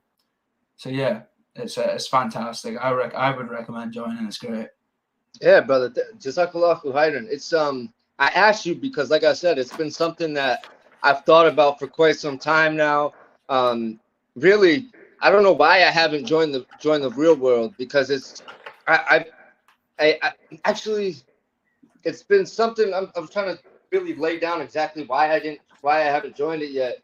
And I've just been, to be honest with you, bro, I had no excuse. I just have been so busy with everything else that's happening in life right now that I haven't had the time to do it. Like, even if I paid for it, I probably wouldn't have even had the time to put my all into it. Yeah, exactly. It's an overload of information. Like, there's so much in there. It's like an overload of information. What you said, it's $8,000 for, so to join the war room, it's $8,000 for a whole year. And I've heard people, like, even when it was the $5,000 for a month, or that's what I thought it was, I was like, you know what? Even with that being said, of how expensive that is, the knowledge that, like you just said, the knowledge that you would get from there is something that will help you for your entire life. It's mind-boggling, mate. It's crazy. And the connections and stuff, like, it's just ridiculous. Someone said, have you met the Tates in person yet? No, because I joined end of November, start of December last year, and then they went to jail. So it's like, have you had conversations with sartorial shooter? Yeah, me and him speak from time to time. I never want to like irritate him, but we're meant to do a live stream together. But he's just busy, is it? He's always shooting guns in Dubai and stuff. So I'm like, I like him. You know, I like him a lot. Yeah, it's great. They make me jealous though, because like Oz right now is out in Dubai driving a McLaren, and I'm, you know, I can't do that yet. So that's great, man. Like, you join, like the return on investment is just crazy. Like, it's just ridiculous, you know. So let me ask you, right? When you join the war room, well, first off, if you don't mind sharing, before you joined the war room, what were you doing for work? Things I learned in the real world. I was doing a little marketing gig. I was doing direct response marketing for homestead course creators. It was very niche, but it was really good. And then I joined, and then delved into So I run a company that takes fluoride and birth control at tap water and stuff. And I learned, like, all this stuff. Getting into that industry is quite hard to get into. But you're at a dinner with a war room guy who's made 15 million in the same sort of niche, and you can just pick up everything he's saying, you know. So are you still doing that?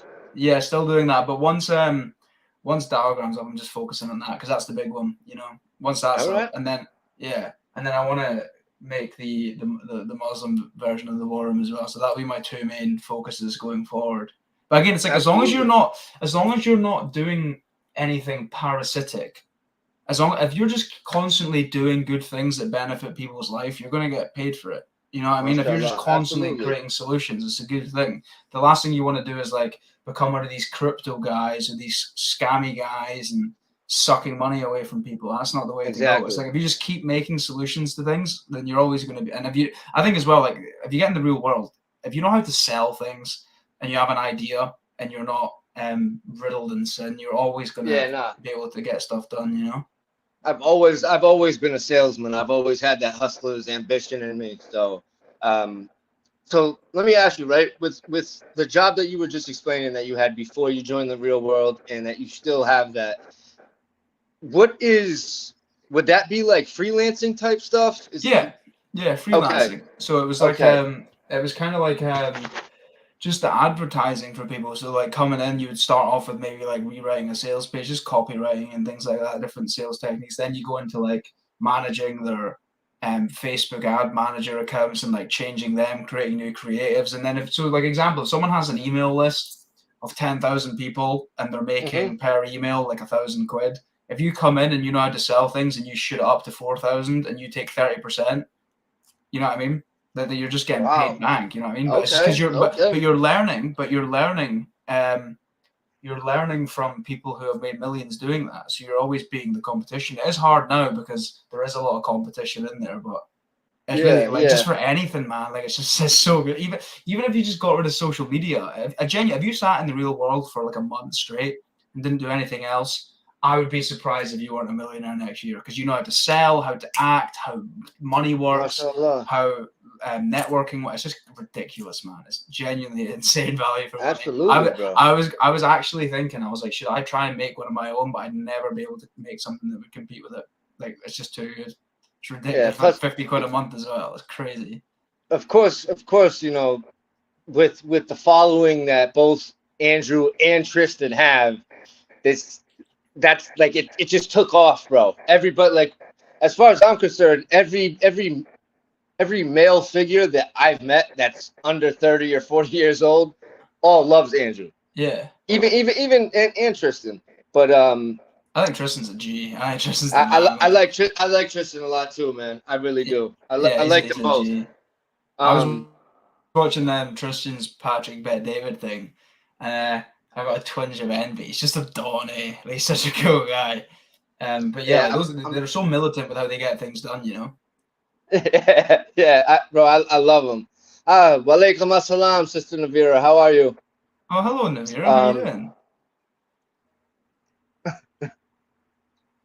Kayf Haluk. Yeah. Oh, salam alaikum, Sister Nadia. I didn't realize you were here too. So. What I was gonna say? What was I gonna say next? Yes. So do you know Dylan? Dylan Madden. Yes. Yeah. I had a few conversations with him on Twitter, just back and forth type stuff. And this was actually the first conversation I had with him was back when I had first thought about joining the real world. And then most recently, it was probably less than a month ago, probably like a couple weeks ago. Yeah. And I was, because my sister, she owns her own freelance, like that's what she does, right? Yeah. My sister makes bank, and I asked her, because I really want to learn how to do it, bro. I really do, just to have that extra income on the side. And as much as I really enjoy the type of work that I do, that helping addicts and alcoholics, being able to get them on the right path. I hate being in the 9-to-5 world, bro. I hate it. You'll get out of it. Absolutely honest with you. You're too competent. You're too competent to stay there. It's just a matter of time, man. Like you're too competent to stay there, and it's just like it's like you said, because this is the big thing I notice, man. Like when you go from working for someone else to working for yourself, it's a different world, because you're now the person who has to whip the horse. Sorry.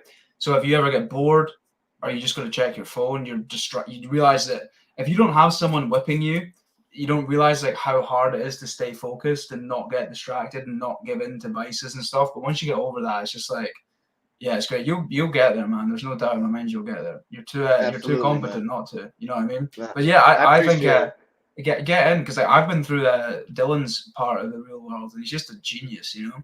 And the fact that you can just kid go is up, super intelligent. yeah, and you can just go download his brain for like 50 quid a month. It's crazy. Yeah. Yeah. So was he one of the people that really further, you know, that helped you as far as knowledge with freelancing and stuff? Yeah, and copywriting. Yeah, he's a G, man. He's a G, because that's what he does, isn't it? He's just he gets in a Lambo, drives from Paraguay to Argentina, and then prints money, drives from somewhere. He's the man, you know what I mean? But again, it's like if you try to do that yourself, you're going to learn a lot of expensive mistakes. Whereas he tells you what to do, what not to do. You know, he's I've never spoke to him actually. I don't think I have anyway. But yeah, he's a great guy, man. And that's the kind of people you can learn from, you know. Of course.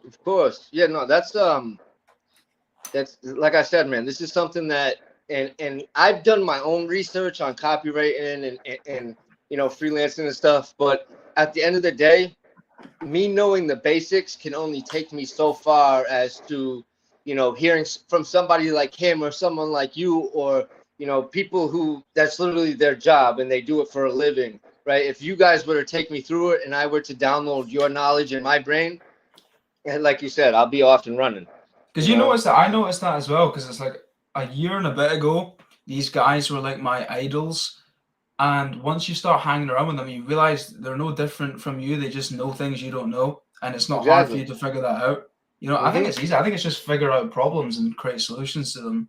And I think the most important thing is not having any haram that can distract you, like take you off the tracks, you know? Of course. Yeah, distract. Yep, absolutely, distract, man. You know what I mean? So this is something, you know, I could ask you so many questions about this and go on. Yeah, you and I, we'll talk more about it. Like, yeah, I'll call you and we could talk more about that too. Man. Because we still have a few more subjects to cover. So, as far as the real world, the war room, yeah, my other question, I was going to ask a little bit about, you know, the PBD podcast with Tate and Tristan, you know, first Andrew's and then Tristan's, you know, what your views on those were. Like, I watched them all. I watched them both, like the whole thing through and through. And I do have to say, you know, like first off, covering Andrew, you know, when he spoke about Islam and he spoke about, you know, how in the beginning, he was just reading the Quran, he was just learning how to pray, stuff like this, right? And that, you know, after the time that he spent in jail and all he had was himself in the Quran and studying Islam, right? Now, from when he first went away, bro, he's completely grown as a Muslim. Yeah. And hearing like his take on Sharia law and how, like what you and I talk about all the time, how Islam is the answer for everything that's wrong in the world. It is, man. So I wanted to hear your take on it. I think I'm quite glad that he's coming out of all the things he used to do, because that's one thing that I was worried about, is if you have like competent guys, if they don't have Islam, what do? They start putting women on OnlyFans and doing haram stuff, because their talents go to bad things. And now that he's coming out of like all these different industries, which he didn't have to, but he has. Like I spoke to Sartorio, and he's come out of the casino industry and the webcamming stuff, and that sets a good example, you know. So MashaAllah, yes. He has some way of talking though, eh? Like you listen to him and it's like he's a very invigorating guy to listen to, you know. Like he's a master at communication and rhetoric. Like you listen to him and you're just sitting there and you're like, it's like you're hypnotized, you know. It's the coffee, bro. He drinks like 12 pots of coffee a day. You know what? I was trying to quit. Telling you. Yeah, bro. I was trying to quit nicotine, and then he was like, I drink 15 cups of coffee a day, and I have nicotine in the morning, and it sets my blood on fire. And I was like, thank you. I don't have to quit anymore. Yeah. You know what I mean? Bro, that honestly, when I heard him say that, that made me feel like kind of what I was just talking about. The brother who 2 years in, he said he like has a cigar once in a while. That made me feel like, oh, okay, so, you know, maybe it's all about the intention. But yeah, go on. I apologize. Yeah, well, let's just say that day I had like 8 cups of coffee. You're going to get to sleep. So thanks, Andy. You know what I mean? But it's true. And you became an amazing conversationalist, didn't you? Oh, bro, it's good. But this is the thing. It's like, I look forward to meeting him, because it's just like, he's excellent in all realms of human endeavor, you know. It's great. Tristan's just a man. I listened to Tristan's one. He's just such a suave guy, eh? Such a G. Like the way he handles himself and carries himself is great, you know.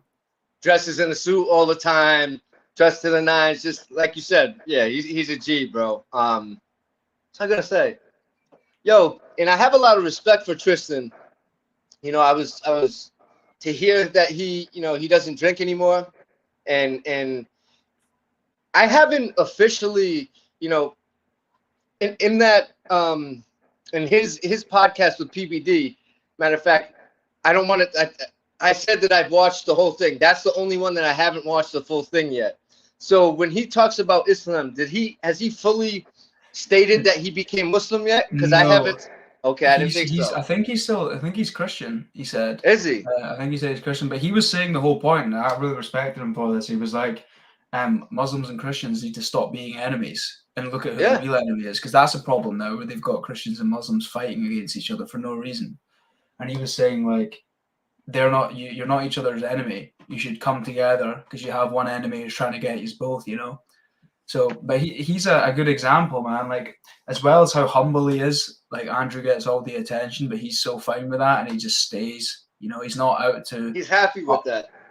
Yeah, man, big time. I watched their emergency meeting, and Tristan was like, Tristan was like, if they try shoot you, I'll jump in the way and we go down together. And I was like, oh man, it's just amazing, eh? Like, I wish like that's when it makes me wish I had a brother, man. You know what I mean? I have a younger brother. I'm blessed with that. And the bond that you have with your real brother, like you see with them, bro, it's really like, alhamdulillah, it's amazing, you know, and that loyalty, that like, it's this like inseparable like bond. I can't even explain it in words. Yeah, big time, man. It makes me wish I had one.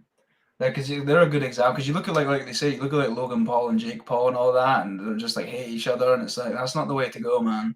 It's not the way to go. You don't put your brother down, man. Or put like women above them either, especially if they're not your wife anyway, especially. So exactly, bro. Well, you don't say you don't have a brother, man. I'm right here. Yeah, you got me, right, bro. Man. Yeah, 100%. Yeah, well, no, you're right though. You're right though. You know what I mean? You're right though. Of course, man. Like I said it to. Go ahead. I'm sorry, man. No, I was just gonna say that's the thing about Islam, man. You just find brothers instantly, like guys you've spoke to like 3 or 4 times, and you have a better connection with them than like your best friends you had for 5 years prior. You know. Of course, bro.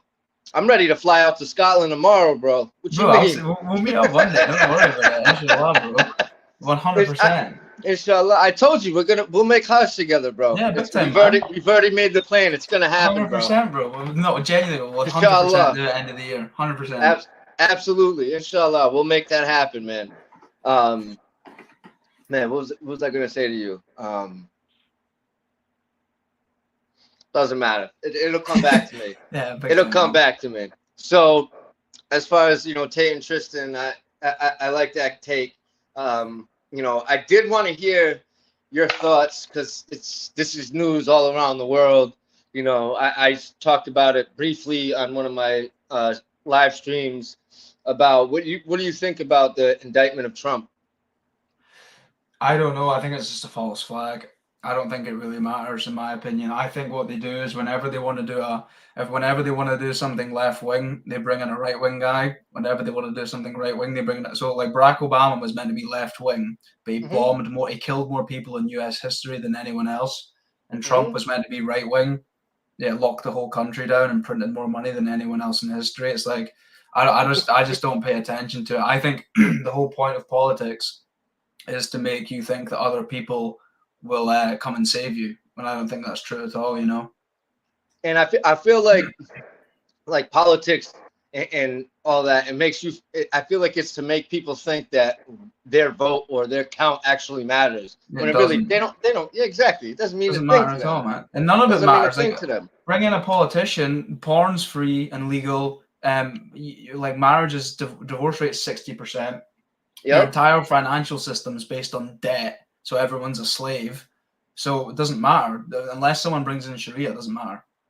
You know what I mean? We're almost there, man. We're almost at the Sharia part. It's like one of the next, it's 2 topics away. So yeah, that was, I believe it was I think it was Tate that said it in the PBD podcast about how Trump, right? it happened with Trump. Before Trump, it happened starting with President Lincoln. Okay, then from Lincoln to JFK to Ronald Reagan, and now you got Trump, right?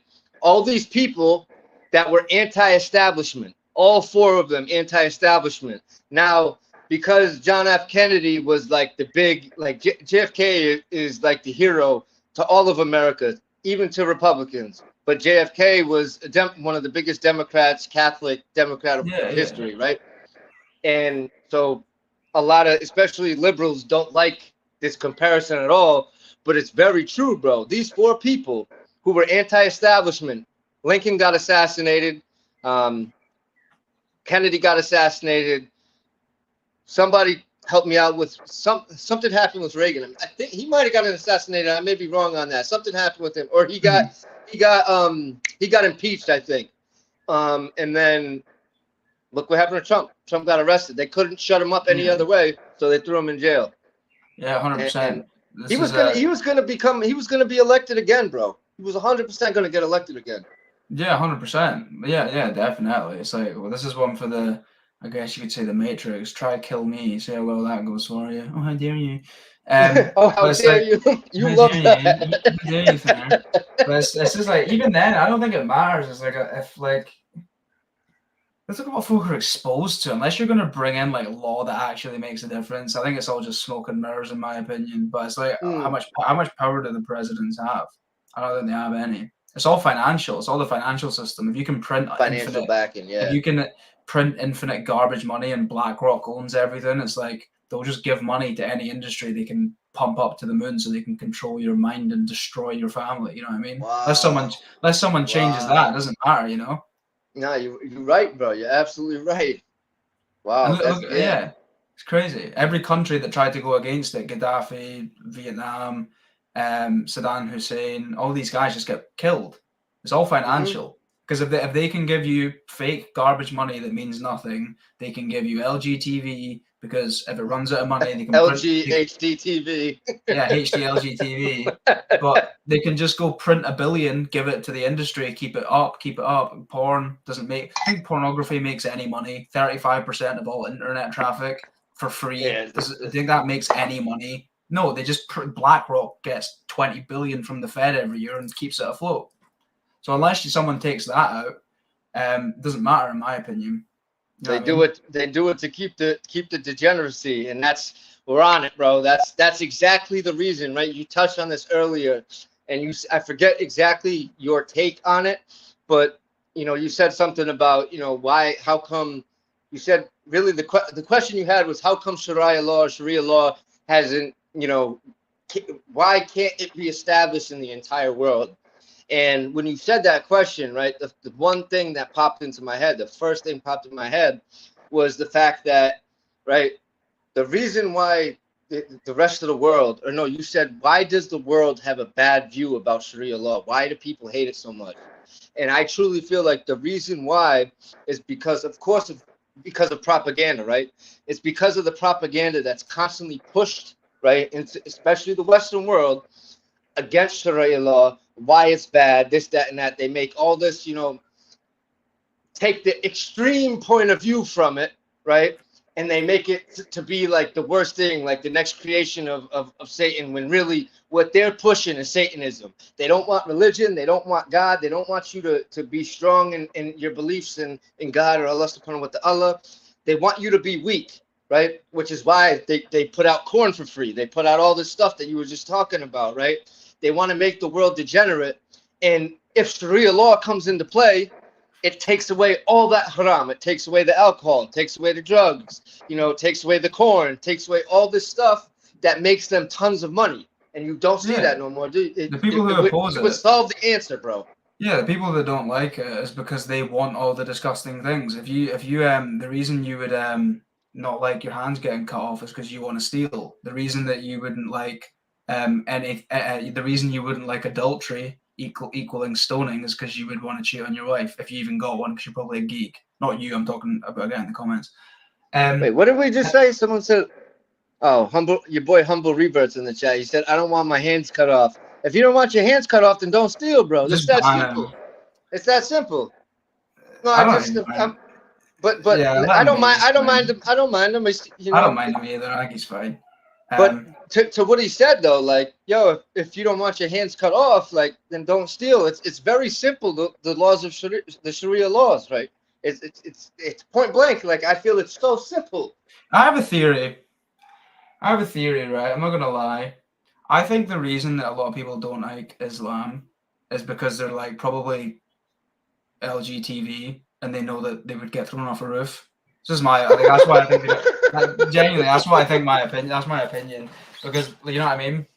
Yeah. But it's like look at adultery. Look at adultery. If you allow adultery, then the family unit gets destroyed, and then what happens to kids with single mums?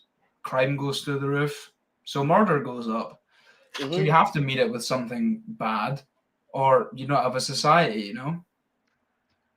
Absolutely. Like yeah, it's ridiculous. This is a good one for people to go look up, right? The reason that it's got such a bad view is because like there's a company called BlackRock. People can go look this up. There's a company called BlackRock which owns $10 trillion in assets. They own Twitter, Instagram. So like if I have Davagram, but I make it public and BlackRock invests $1 billion into it, I own it, but I'm beholden to what they tell me to do. So Fox News, CNBC, all both sides of the right and left media is all owned by the same company. They're the only company that gets money from the Federal Reserve, which should be illegal, but they get it. So they can just print, keep these news anchors up that give you a bad word, you know, push LGTV, and then someone like Humble Rever starts jerking off the gay corn, and then they hate Sharia law because they wouldn't get to do it. You know, that's Absolutely. what, you know what I mean? Absolutely. It's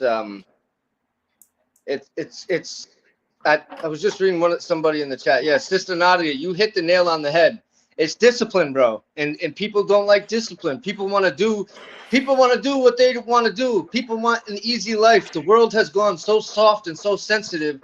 It's extremely sad. That's why they hate on people like Tate who promote strong men, which in reality creates a strong family and creates good women.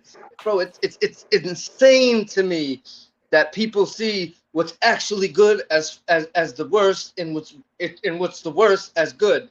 Like the whole world is backwards, bro. And Islam is the only savior to it. It's the only thing as far as I'm concerned. Yeah, 100%. Like the guys that don't like it is because they want their degeneracy. It's like guys that don't like the hijab. It's because they're pervs and they can't, like, no woman wants them. So the only way they can satiate themselves is by looking at them like voyeurs. You know what I mean? Yeah, absolutely. Hold on, keep going. I'm working on something. I'm trying to look at something in the chat here. Oh darn, what'd I do? Or not the chat, in the settings. I'm trying to set something up. How do I do this? Are you making a mod? Yeah, I'm trying to. That's exactly what I'm doing. Yeah, it's just I don't even mind Humble Rever. I just like. Yeah, I really don't either. I honestly, the only thing I don't like, man, is you know, I really, it bothers me when I don't care what anybody has to say. Just when you start bringing the chat into a negative connotation, like a negative, you know, vibe, I'm not about that, man. I'm not about it. This is one for people. I don't mind Humble Rever, but these guys want attention. It's like they're like Western exactly women. It. They just want attention, and if you give them that, he's probably jerking off right now. Exactly. You know what I mean? So it's just like, but these guys. This is why I like women, because no woman wants to like procreate with them, so they'll just be dead from like a fentanyl overdose in like 10 years anyway. You know what I mean? Astaghfirullah, bro. No, it's Humble Rever, like Brother Ibrahim said. You know, he doesn't hate you. We don't hate you. I actually think he's quite funny. I think he's He's quite a funny troll. Okay, I think he's quite funny. I was just gonna say that's all he is. All he is just a troll, bro. He trolls like all different people on YouTube. Here's one. Where do trolls live? Under a bridge. So if you get trolled, it's because you're building bridges. There you go. Absolutely. Yeah, guys. I will make mods. I can't do it on. I'm on StreamYard. I can't do it. I'd have to go to the YouTube. I'd have to go into the YouTube live right now, and it'll screw everything up. So I'm just gonna leave it right now. I'll do it in the next live stream, inshallah. But Yeah, I wanted to. So we're on Sharia law now, of course, and I want to hear more. You know, I've heard you go on and on. You know, we've talked about it prior. I've heard you talk with Tortoise King about it, but I just want to hear. You know, just go off, bro. Just go off with Sharia. Yeah, That's like now you can't have a kid if and if you do, they'll be exposed to hell. They have to reject Satan like 15 billion times a day. absolutely, So that should like all the stuff like that should be banned. Usury should be completely. If you allow usury, your whole society, your whole society's gone. So if me and you and two other people were working on an island, and some guy came along and gave us $1,000 and said we can build more infrastructure, we can do this and that, we can trade overseas. All I want is like 1% APR. You're now paying back 1,010 when there's only 1,000 in your economy. You're a slave. You got then that just gets sucked and sucked and sucked and sucked and sucked out of your economy, and you're a debt slave. That's why a house is now like 500K when it's just a box of concrete. That's why. And you can just print infinite money to keep any haram thing up. And the private versus public distinction is huge. If you want to be like a weird gamma male behind closed doors and watch your tranny corn and stuff, that's between you and Allah. But if you want to take it out into public, then you're off a roof. That's how it should be. Like you're telling me that people going into schools and telling young people how to do sodomy shouldn't be met with execution. This is why like Humble Revert and that want that is because they secretly want to do that. It's the only reason why people don't like it. Even if you're not Muslim, I don't know why you wouldn't like Sharia law, because every problem you have in the world would go away. It's you know all the adultery has to be met with things. Fornication has to be met with a hard punishment, because if you allow that, you break the it's war. The first thing they do when they want to conquer a country is make the women and men hate each other. That's the real nuclear bomb. The nuclear family splits, everything falls to shit. Exactly, man. Yeah, exactly. 100%. Like that's the only thing that's going to save you, or you're all going to be like everyone in like 10 years, if there's anyone born, because everyone's Humble Revert and can't find a wife because they're just soy fags, right? Oh, I said a trigger word, shit. As in cigarettes. Then like the only thing that's going to save you is either communism, where you're going to be like shoved into work. That'll take out all your degeneracy, but you're going to be a slave, or Sharia. There's your two options, you know. Absolutely, man. So yeah, it's crazy that it's obvious why it's banned, because they wouldn't be able to rule over the world in this satanic way, because they couldn't do it under Sharia. You can't print infinite money. You can't sexualize children. You can't break the family unit. You can't promote gambling, which sucks all the money away from people. All these things are just gone, you know. But this is the thing. It's like people can have their faith in that, but if you don't have a law to back it, like. It's hard. I feel bad for young people, because like look at what they have to go through even before puberty, exposed to the most crazy things on the planet. Like by the time they're 6, they're just rejecting Satan 50 trillion times a day because it's everywhere. You know. Bro, we were blessed, really. Like I'm really not sure how it was for your generation, because you're 10 years younger than me. But you know, growing up, I didn't have that. You know, like of course corn was around. But the only way you were getting corn when at that age, below the age of 10 years old, was to go into like one of those corn stores, right? That you see or like get a magazine. That's literally what it was like. Or maybe you went on the computer when someone's parents weren't home, type stuff. But bro, kids nowadays, like you just said, all they have to do is open up their phone, go on Instagram or TikTok, and in the search bar, just boom, like yo. So I have not even on the search bar, on the For You page, mate. On the main page, yeah. Like so, I was just talking about this yesterday or the day before, whatever. And I have a TikTok, right, that I throw up some of my content on there and whatever. And in that, because most of the people that I follow, all the content that I look up, everything is all right. It's Muslim and Islamic content, and there's sports in there and stuff like that. And it's the same on Instagram. So in Instagram, in my search section, right, of course, my main page, it just shows the people I'm friends with, the Islamic content, the sports. That's it. But on the other page, in the search page on Instagram, yes, it will have Muslim people that I'm not friends with yet in there, and it will have sports and stuff like that. But you'll still, every once in a while, you'll see a girl twerking, this and that. And then I go to TikTok same thing. I follow these people that all Muslim, all good messages, and then I scroll, and next thing you see a half-naked woman, and it's like, yo, like there's so much degeneracy. What if I was for these 5-6-year-olds that have these apps, right? Everyone in that industry should be executed in public. Everyone, no, seriously. Everyone involved in that industry should be executed in public. Everyone involved in Reba should be executed in public. Everyone involved in the modern day. Yeah, you wouldn't want Cardi B executed in public, a bullet behind her head. I would.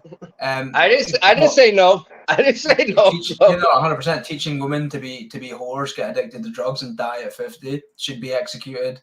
What other industry would I consider? Nightclubs. Everyone involved in nightclubs should be jailed. Everyone involved in, I'd say, like, I don't know. Everyone. Those are the things, like LGTB. Everyone involved in that executed. How dare you? How dare you? I think they're. How dare you? How dare you? Yeah, I think, you know what I mean. Bro, where did that come from? I have a theory. Where did that come from? Just guys like Humble Rever, but they're like, I have a theory, by the way, right? I have a theory. I'm not gonna lie. I think guys like Humble Rever get turned on when we start talking like this, because they're like, "Oh yes, tell me off, Daddy." You know what I mean? I put him in timeout. I didn't want to hear this stuff no more. Yeah, I was like, that's what. Yeah, they're just like, "Oh my God, would you execute me in public?" You know what I mean? They're just, you know what I mean? And that's why they don't like Sharia law, because they couldn't be these little degenerate freaks, or I'd have them off a roof. I genuinely would. Yo, did you see the recently there was it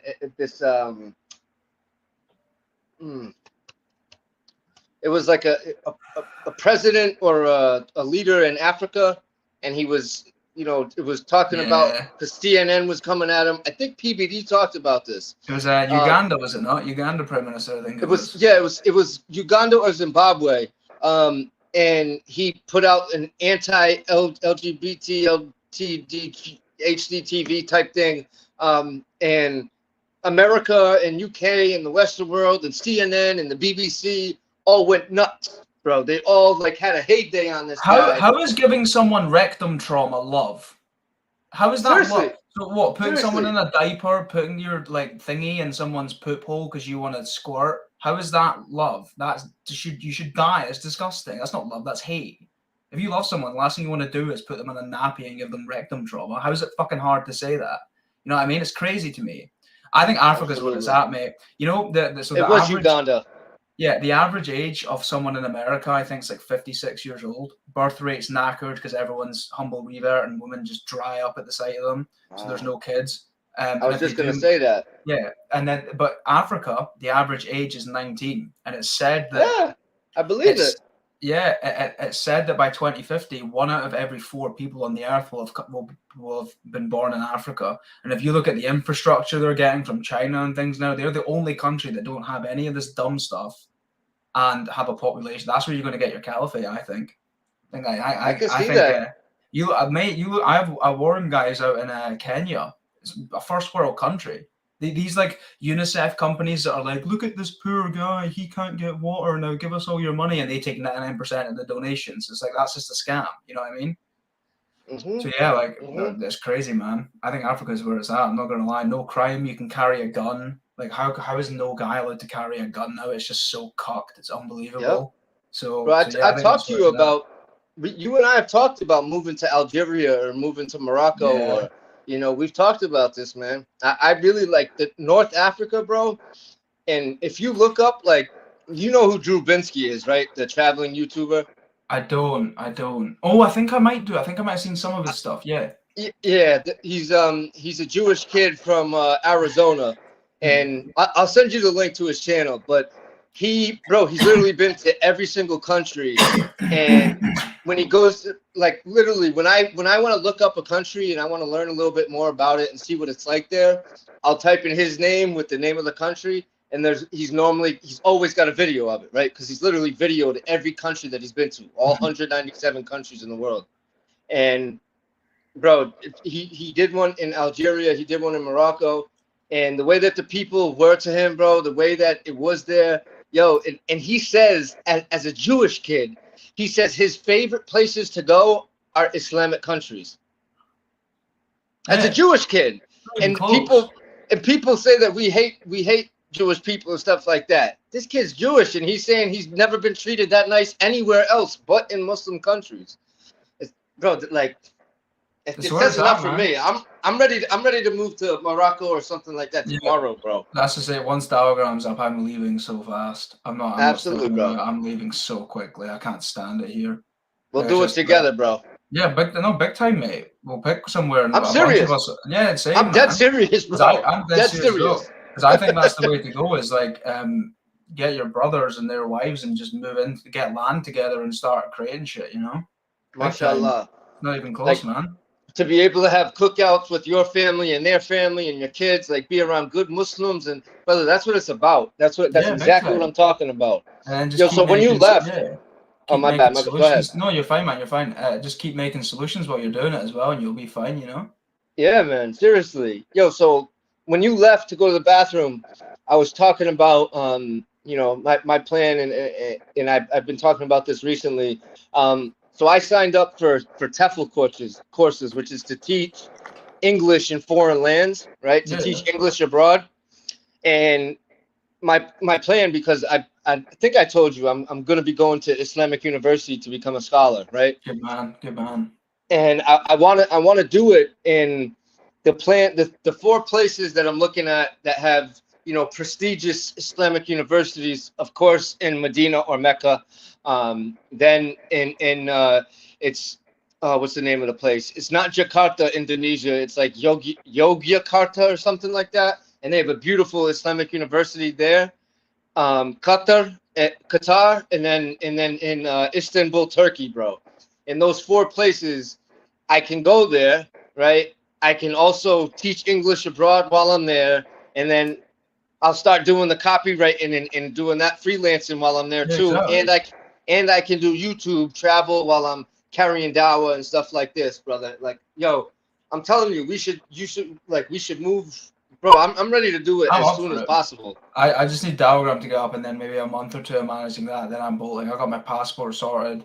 Me too. Driver's permit all sorted. I'm ready to bolt. Like, it's just like the UK and America and that. It's just like it's crazy to say. Like, I can't go to the gym. Like I hurt my neck at the gym today, right? Because when you go to the gym, it's just like you're trying to look away. It's like a whorehouse, bro. You can't look up. Like you literally, because if I'm doing cable flies or something, I have to stare at the ground, because if I look up, there's some bitch like, I dropped my water bottle. Oh, and like and then you look to your left, and some that's just everywhere, and all the guys are like drooling over them. Yeah, it's crazy. Yep. I want out as quickly as I can, man. Otherwise, I'm just done.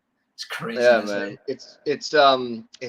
It really saddens me, because there are parts in the Western world, in the UK and in America, that are really beautiful, and it like I said, it saddens me, and this is part of the reason, right? Like I said, I really do plan on moving to a Muslim country and stuff like this. And with that being said, the places that need the dawah the most and need the deen the most are the West, are UK, are America. So I do, even though I want to live permanently in the Muslim world, I still plan on traveling to, America and the UK to carry the dawah there and to help to bring the truth and the beauty of Islam there.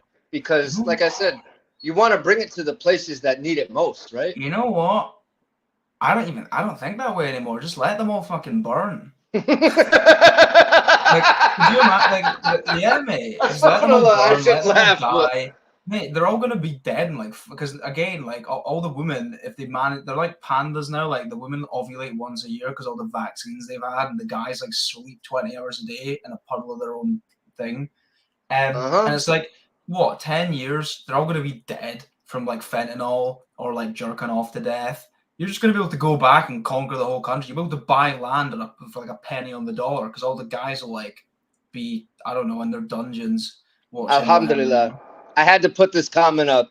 Antisocial Bobby said they planning to move out of the UK and USA while us fellow Muslims wish to go there for studies. I hope everyone's eyes are wide open. You're absolutely right. I hear this all the time from people who've been raised Muslim their whole life, and they say like, you know, like younger brothers and younger sisters. Like I hear people say, you know, like, oh, I wish I knew what it was like, you know, on the other side. And trust me, you don't. Trust me, you It's don't. horrible. Like becoming Muslim was the greatest decision I ever made in my life. Leaving the haram, like you're listening to Ibrahim is 21 years old. That's the prime age in the West to be doing all haram, and he made the decision at then. See, listen to him, man. I don't bother with it, but like, this is the thing. It's like, I know I sound like a little warlord here, but I'm just like, if you guys want to just be retards and destroy your own way of living, I'll buy all your land for nothing in 20 years. I'm going Genghis Khan with it, bro. I don't care. Imagine like 20 years. Imagine like 20 years when like these guys can't even like lay tar on a road without like, I don't know, having an autistic fit for all the like pills they're on and stuff. It's like, I'll come back and I'll take over everything that you've destroyed. I don't care. It's conquer it. Mate, 20 years time, the West is going to be so bad. You'll be able to go back and just buy a house for like 10 quid. Keep going. I don't give a shit. Keep ruining your way of life. I believe it. It means there's less competition. I'm fine with that. I'm a guy. I'm competitive. Keep doing what you're doing. Doesn't bother me. Let me ask you. Are there places in UK like in America? There's one area in the biggest Islamic community in America is in Michigan, right? It's in Dearborn, Michigan, where literally the entire state or the entire city or town of Dearborn is almost everyone there is Muslim. And it's that way because back in the 20s and the 30s when the car industry was booming, right? A lot of Muslims from the Middle East and from Arabic countries came to Michigan to, you know, to work and stuff like this, right? So this, like, Dearborn, Michigan, bro, is like a Muslim country in the Western world. Like, people, I've heard this from multiple people that live there. Like, it's amazing the way it is. So what I'm asking is, are there places in the UK that are anywhere near that? Not really. There's not any. So the place that I took my Shahada, you can go outside and there's a nightclub right in front of it. Are you serious? Yeah, it's gone, mate. The whole West is done. But I quite enjoy that's it. sad, man. Right outside of a masjid. Yeah. That's not. I feel bad for the Muslims, but everyone in the West. Sad. Keep look. If you're a humble revert guy, listen to this. Keep going the way you're going, and I'll see you in 20 years' time. when I have all your wives and I have all your land. Oh, how dare you? How dare you? Lilac, I agree with you on that, and you say the UK, but it's not just the UK, it's the US too. Like the whole West, really, I feel like it is. And these are the UK and the US were the most powerful countries like not that long ago. Like the UK had the most powerful navy, the Royal Navy or whatever. You know what I'm talking about. Yeah. And the US has always been known as a military powerhouse. Now they're all trans. They're all trans women. Like, bro, to be honest with you, bro, I've even thought of going to Russia. Dead serious. I know what you mean, man. Dead serious. To Dagestan, or some, because there are Muslim countries in Russia, bro, that are like, bro, I've watched videos of documentaries of these places, and like Russia is given such a bad view in the Western world. Whenever I talk to Russians that live in America, bro, they're some of the nicest people and some of the most hardworking people you will ever meet in your life. Like, big bro, time. The West, the HK, you're absolutely right. USA and the UK, but the Western world, USA and the UK in general, we need Islam here. My quote would be, I'm not going to go make dawah for them. I'm going to let them all die, then come in and take over, bring in Sharia. I think that's, because if you went up to them now and you're like, Sharia law would get rid of all your problems, they're like, do you have a tranny I can bang and fentanyl I can snort? Well, let them die. I'm not kidding. I'm being serious here. Let them I know you are. Rot. Let them rot. That's why I'm laughing. Yeah, let them rot to nothing. I have no sympathy for them. It's all free will. And then in 10 years' time, someone's going to need to replace it. Sharia law with a caliphate. I hear you. Telling you. No, bro. I'm completely. Only social media allowed Instagram. Bro, I'm with you to 100%. Afterwards, we'll talk more. But you let me know in any way what I can do to help, further Dawahgram and to get it started. I'm more than happy. You said you don't need financial backing or anything, but I will help in any way possible. Yeah, no Just worries, let me man. know. No worries, man. I'll keep that note, and I always 'Cause appreciate it, man. I'm I always happy. I'm appreciate it. happy to be a part of it because I love You will and be, bro. I respect everything that it represents, bro. But look, Absolutely. when you start live streaming on there, you won't have to worry about like trolls in the Yeah, chat. Yeah, I for mean that's what real. I'm looking forward to. 'Cause, Absolutely. you know what I mean? Bro, it's gonna So, be yeah. awesome to be able to just go on and know that no matter where, no matter what I click, no matter what I go to, it has to do with Islam and it's from other Muslims, and that's, brother, mashallah, It's that's like, yeah, so like beautiful. imagine if you're like a young girl, right? And you go on Instagram and it's like, you should take your hijab off and go to a club and get ran through by strangers. Like If you go on what? Dawahgram, you're going to see like marriages, great You see stuff, beautiful stuff in the world. beautiful stuff. Yeah, and that's going to change your view of reality. So it's going to be great. And if you try to go against that, I'm banning you. So have fun with that. You know what I mean? You'll send the caliphs to come get them. You and You know I. what's gonna? Yeah, big time, man, big time. So ha ha ha ha. It's great. But this is the thing, is they just keep doing stuff like this, keep doing stuff like this and hacking away. So yeah. How are you gonna filter out non-Muslims in the app? You can join if you're not a Muslim, Yeah. but as long as you follow, because what if there's guys like me or you like 6 months ago who are on the fence? They can Of join. course. But if you go against the TOCs and you try post like Megan Thee Stallion twerking, you're gonna get nuked instantly. So follow the Wait, rules. what? Well, what Joseph said, I don't even want. I don't want to pin the comment, but look what Joseph 8200 said. Sweden have as a sport now. You see that, bro? That's crazy. Yeah, I seen that. Are you serious? Let them do it. Let them do it. Go for it. Just die. No, he said they already did. That's insane, bro. That's insane. Yeah, I heard that the other day. Yeah, let them. Dude, that's, bro. Honestly, and that saddens me because Sweden's one of the places that I really want to go to in the world because it's beautiful there. That's so sad. Like, why people want to fall into this? Sweden. Yeah, you're absolutely right. Listen. But look, this is the thing. Like, we'll be able to buy the whole country for like $15 in 20 years, mate. Go, keep doing it. If people want to act this stupid way, I'm fine with it. It's competition. There's less competition, And the one thing that I read something recently. Bro, and I hope somebody in the chat can let me know exactly the date or the year that I read this.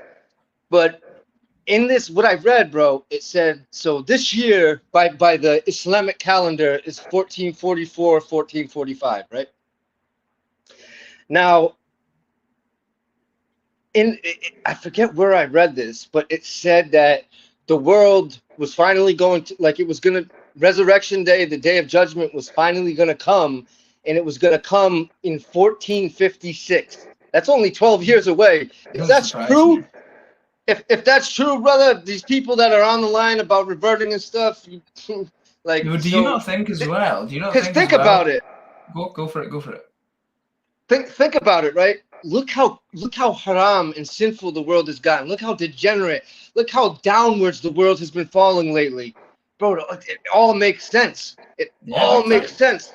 Yeah, man. So everything that was prophesied, bro, and as well, the Imam Mahdi has to return and restore order for 7 years. So I think caliphate needs to be raised in the next 2 or 3. I'm not kidding. Like, things are going to happen quickly, and it can't happen. Like, look at Sweden. That's all I'm saying, bro. Yeah, I'm telling you. No, I agree with you, bro. Well, how dare you? I can't. How dare you? Yo. Oh, man, that cracks me up. The first time I heard you say that, I'm like, what's he on about? What's he keep saying, bro? Look, the Mahdi made me laugh. Look, the Mahdi needs to caliphate before he returns, innit? Allah Akbar. Let me see. What's it say? Yo, so do you already, my dream is to buy a land in Afghanistan. Bro, places like Afghanistan, places like Pakistan, bro, there's some beautiful land, like in the mountainous areas, like, even in like by the beach, like what is it in Pakistan, in Karachi, right? I watched that, bro. Beautiful, right by the beach, right by the ocean, beautiful. Like this, and it's sad because in the West, we don't know about this because we're told Pakistan, Afghanistan, bad, right? You look at Well, them, they're crazy beautiful, good, man. They're amazing. beautiful places. There's plenty of prosperity for the futures, man. You know, plenty of prosperity. Absolutely, man. Yo, so where is it? Man, what's it? I had something to say and I can't remember. Oh, where did I put that? I wrote something down so I would remember it, and now I lost it. No, you're fine, man. I stay doing this. So. Nah, don't worry about it, man. It's fine. I know you said that you had to make it, you know, you didn't want to stay, you couldn't stay longer than a certain amount of time. So, I've got another 5-10 minutes. That's fine. Okay. So there's a quote from, it's Surah 28, Surah Al-Qasas, right? And it means the story in English. Okay. So this is for, you know, I bring this, and this is a perfect time to state this, right? This is ayat 60, so verse 60 from Surah 28 Al-Qasas. And I bring this up because it's a perfect time, exactly what we're talking about, right? How people focus so much in the dunya, right? And they you know, so many people don't believe in la akhirah, the afterlife, right? Mm-hmm. So many people don't believe that there's an afterlife. They think that they can do whatever they want in this world and that it's not going to affect them in the hereafter. You know, astaghfirullah, a'udhu billahi minash shaitanir rajim. I wish them the best, you know, but I hate to say it, like so. This one ayat is so simple but perfect, right? And it says, whatever things you have been given for the life of this world are merely temporary gratification and vanity. That which and those that are with that which is with Allah subhanahu wa ta'ala is better and more lasting. Will you not use your reason? Yeah, exactly. So it's so simple. It's literally just saying to you, right? Yes, you know, you want to live a good life in the dunya, sure, but live a life of piety, live a life, you know, of making the prayers, the prescribed alms, giving charitably, being good to your brothers and sisters, and respecting your mother and father, right? And of course, number one overall is to be the servant of Allah subhanahu wa ta'ala, praise and worship Allah subhanahu wa ta'ala, right? Yet, and if you do these things, right, you will be granted Jannatul Firdaus, right? You will live in the tops of the heavens with beautiful gardens and flowing streams and all, you know, everything, right? Rather than being a victim and fully sacrificing your life to the dunya, where you're going to fall into hellfire for eternity, right? And you're like, bro, the way that it's described in the Quran, the people that go into the hellfire, they're going to live there in eternity. They're going to drink. They're going to eat fruit from a tree that is the most vile, disgusting fruit, and the only thing that they can wash it down with is this, like, is basically like lava. The way that it's explained, like it will only make you more thirsty. It will not hydrate you, and then you'll go back into the fire, and you will be there for like forever. Like, why would you, when you hear this, and this is not something that's new. This has been preached in every scripture that Allah subhanahu wa ta'ala has handed down. In the original Injil, the original Bible, right? They still have pieces of it, right? It's in the Bibles today. In the Torah, which, you know, is the Jewish scripture, right? It's in everything. That hell and hellfire, this was always there. So why I hear so many, you look at Christians, you look at so many, you know, there's so many Jews that Jewish brothers that I know that they just, bro, I don't understand. Like, how can you claim you're this when your scripture tells you to do the opposite, yet you don't follow it whatsoever? I don't understand it either. I don't understand it either. But it's like, again, it's free will, you know. Like, this is the thing. Like, Satan can't strike you with lightning. He can't drop a tree on your head. He has to make you want to do things. So if people want to keep doing things to themselves, which give them, like, even then their life in this life is hell as well. And then it just gets worse after. So it's like, if people want to do that, be my guest. I have no sympathy for anyone, for any of them anymore. You know what I mean? Like, it's very, like, even from the past, like I guess nicotine's the only one I can't be bothered doing, but it'll come. It's like if you can't give up simple little things, have fun. You know what I mean? Take your time. Yeah, exactly. So yeah, but I might have to get going now. I've got yeah. with Diagram. Do you want to do another stream in like 2 weeks or something? Bro, I'm down to do one. We could do one every weekend if you have the time. But yeah. It might be a time concern for me, but like if you want to plan to do one every other week or one every 2 weeks, bro, absolutely. We'll sort that out, You already know that. I love talking to you, man. It's great. So we'll do one in the next couple of weeks or something. I'm going to be busy next week for a bit, and then but yeah, we'll get one sorted out in a couple of weeks. Inshallah, brother. Brother. Like I said, let me know. Stay in touch with me. Let me know if you need anything at all, bro. Anything at all for the Diagram, in yourself. Just yourself. If you need anything, you need to talk, whatever. You know, you can hit my phone anytime, and I appreciate that. It goes the same for you, brother. Jazakallahu khairan. Thank you, brother. I appreciate that. Right, I will. I'll WhatsApp you. All right. Yeah. Do you want to sign off and say goodbye to everybody and stuff? Yes, salam everybody. I will see you all very shortly, and take care. Subhanallah. Absolutely. Wa alaikum assalam, brother. So, assalamu alaikum wa rahmatullahi wa barakatuh. My brothers and sisters, that was Brother Ibrahim. Everybody that doesn't subscribe to him, please go check him out. He is an amazing brother.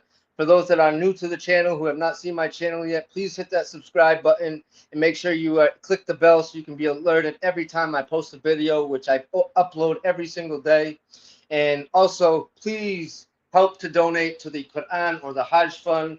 The GoFundMe is down below in the description. You will see it. And may Allah subhanahu wa ta'ala reward you with many blessings. May He guide you, protect you, bless you. May He make things easier for you. And may He help you to remain steadfast, disciplined, and dedicated to strengthening your deen. And may Allah subhanahu wa ta'ala reward you with Jannatul Firdaus, inshaAllah. Ameen. I love you all. Please take care. I will see you soon. I will have another live stream in a couple days or so.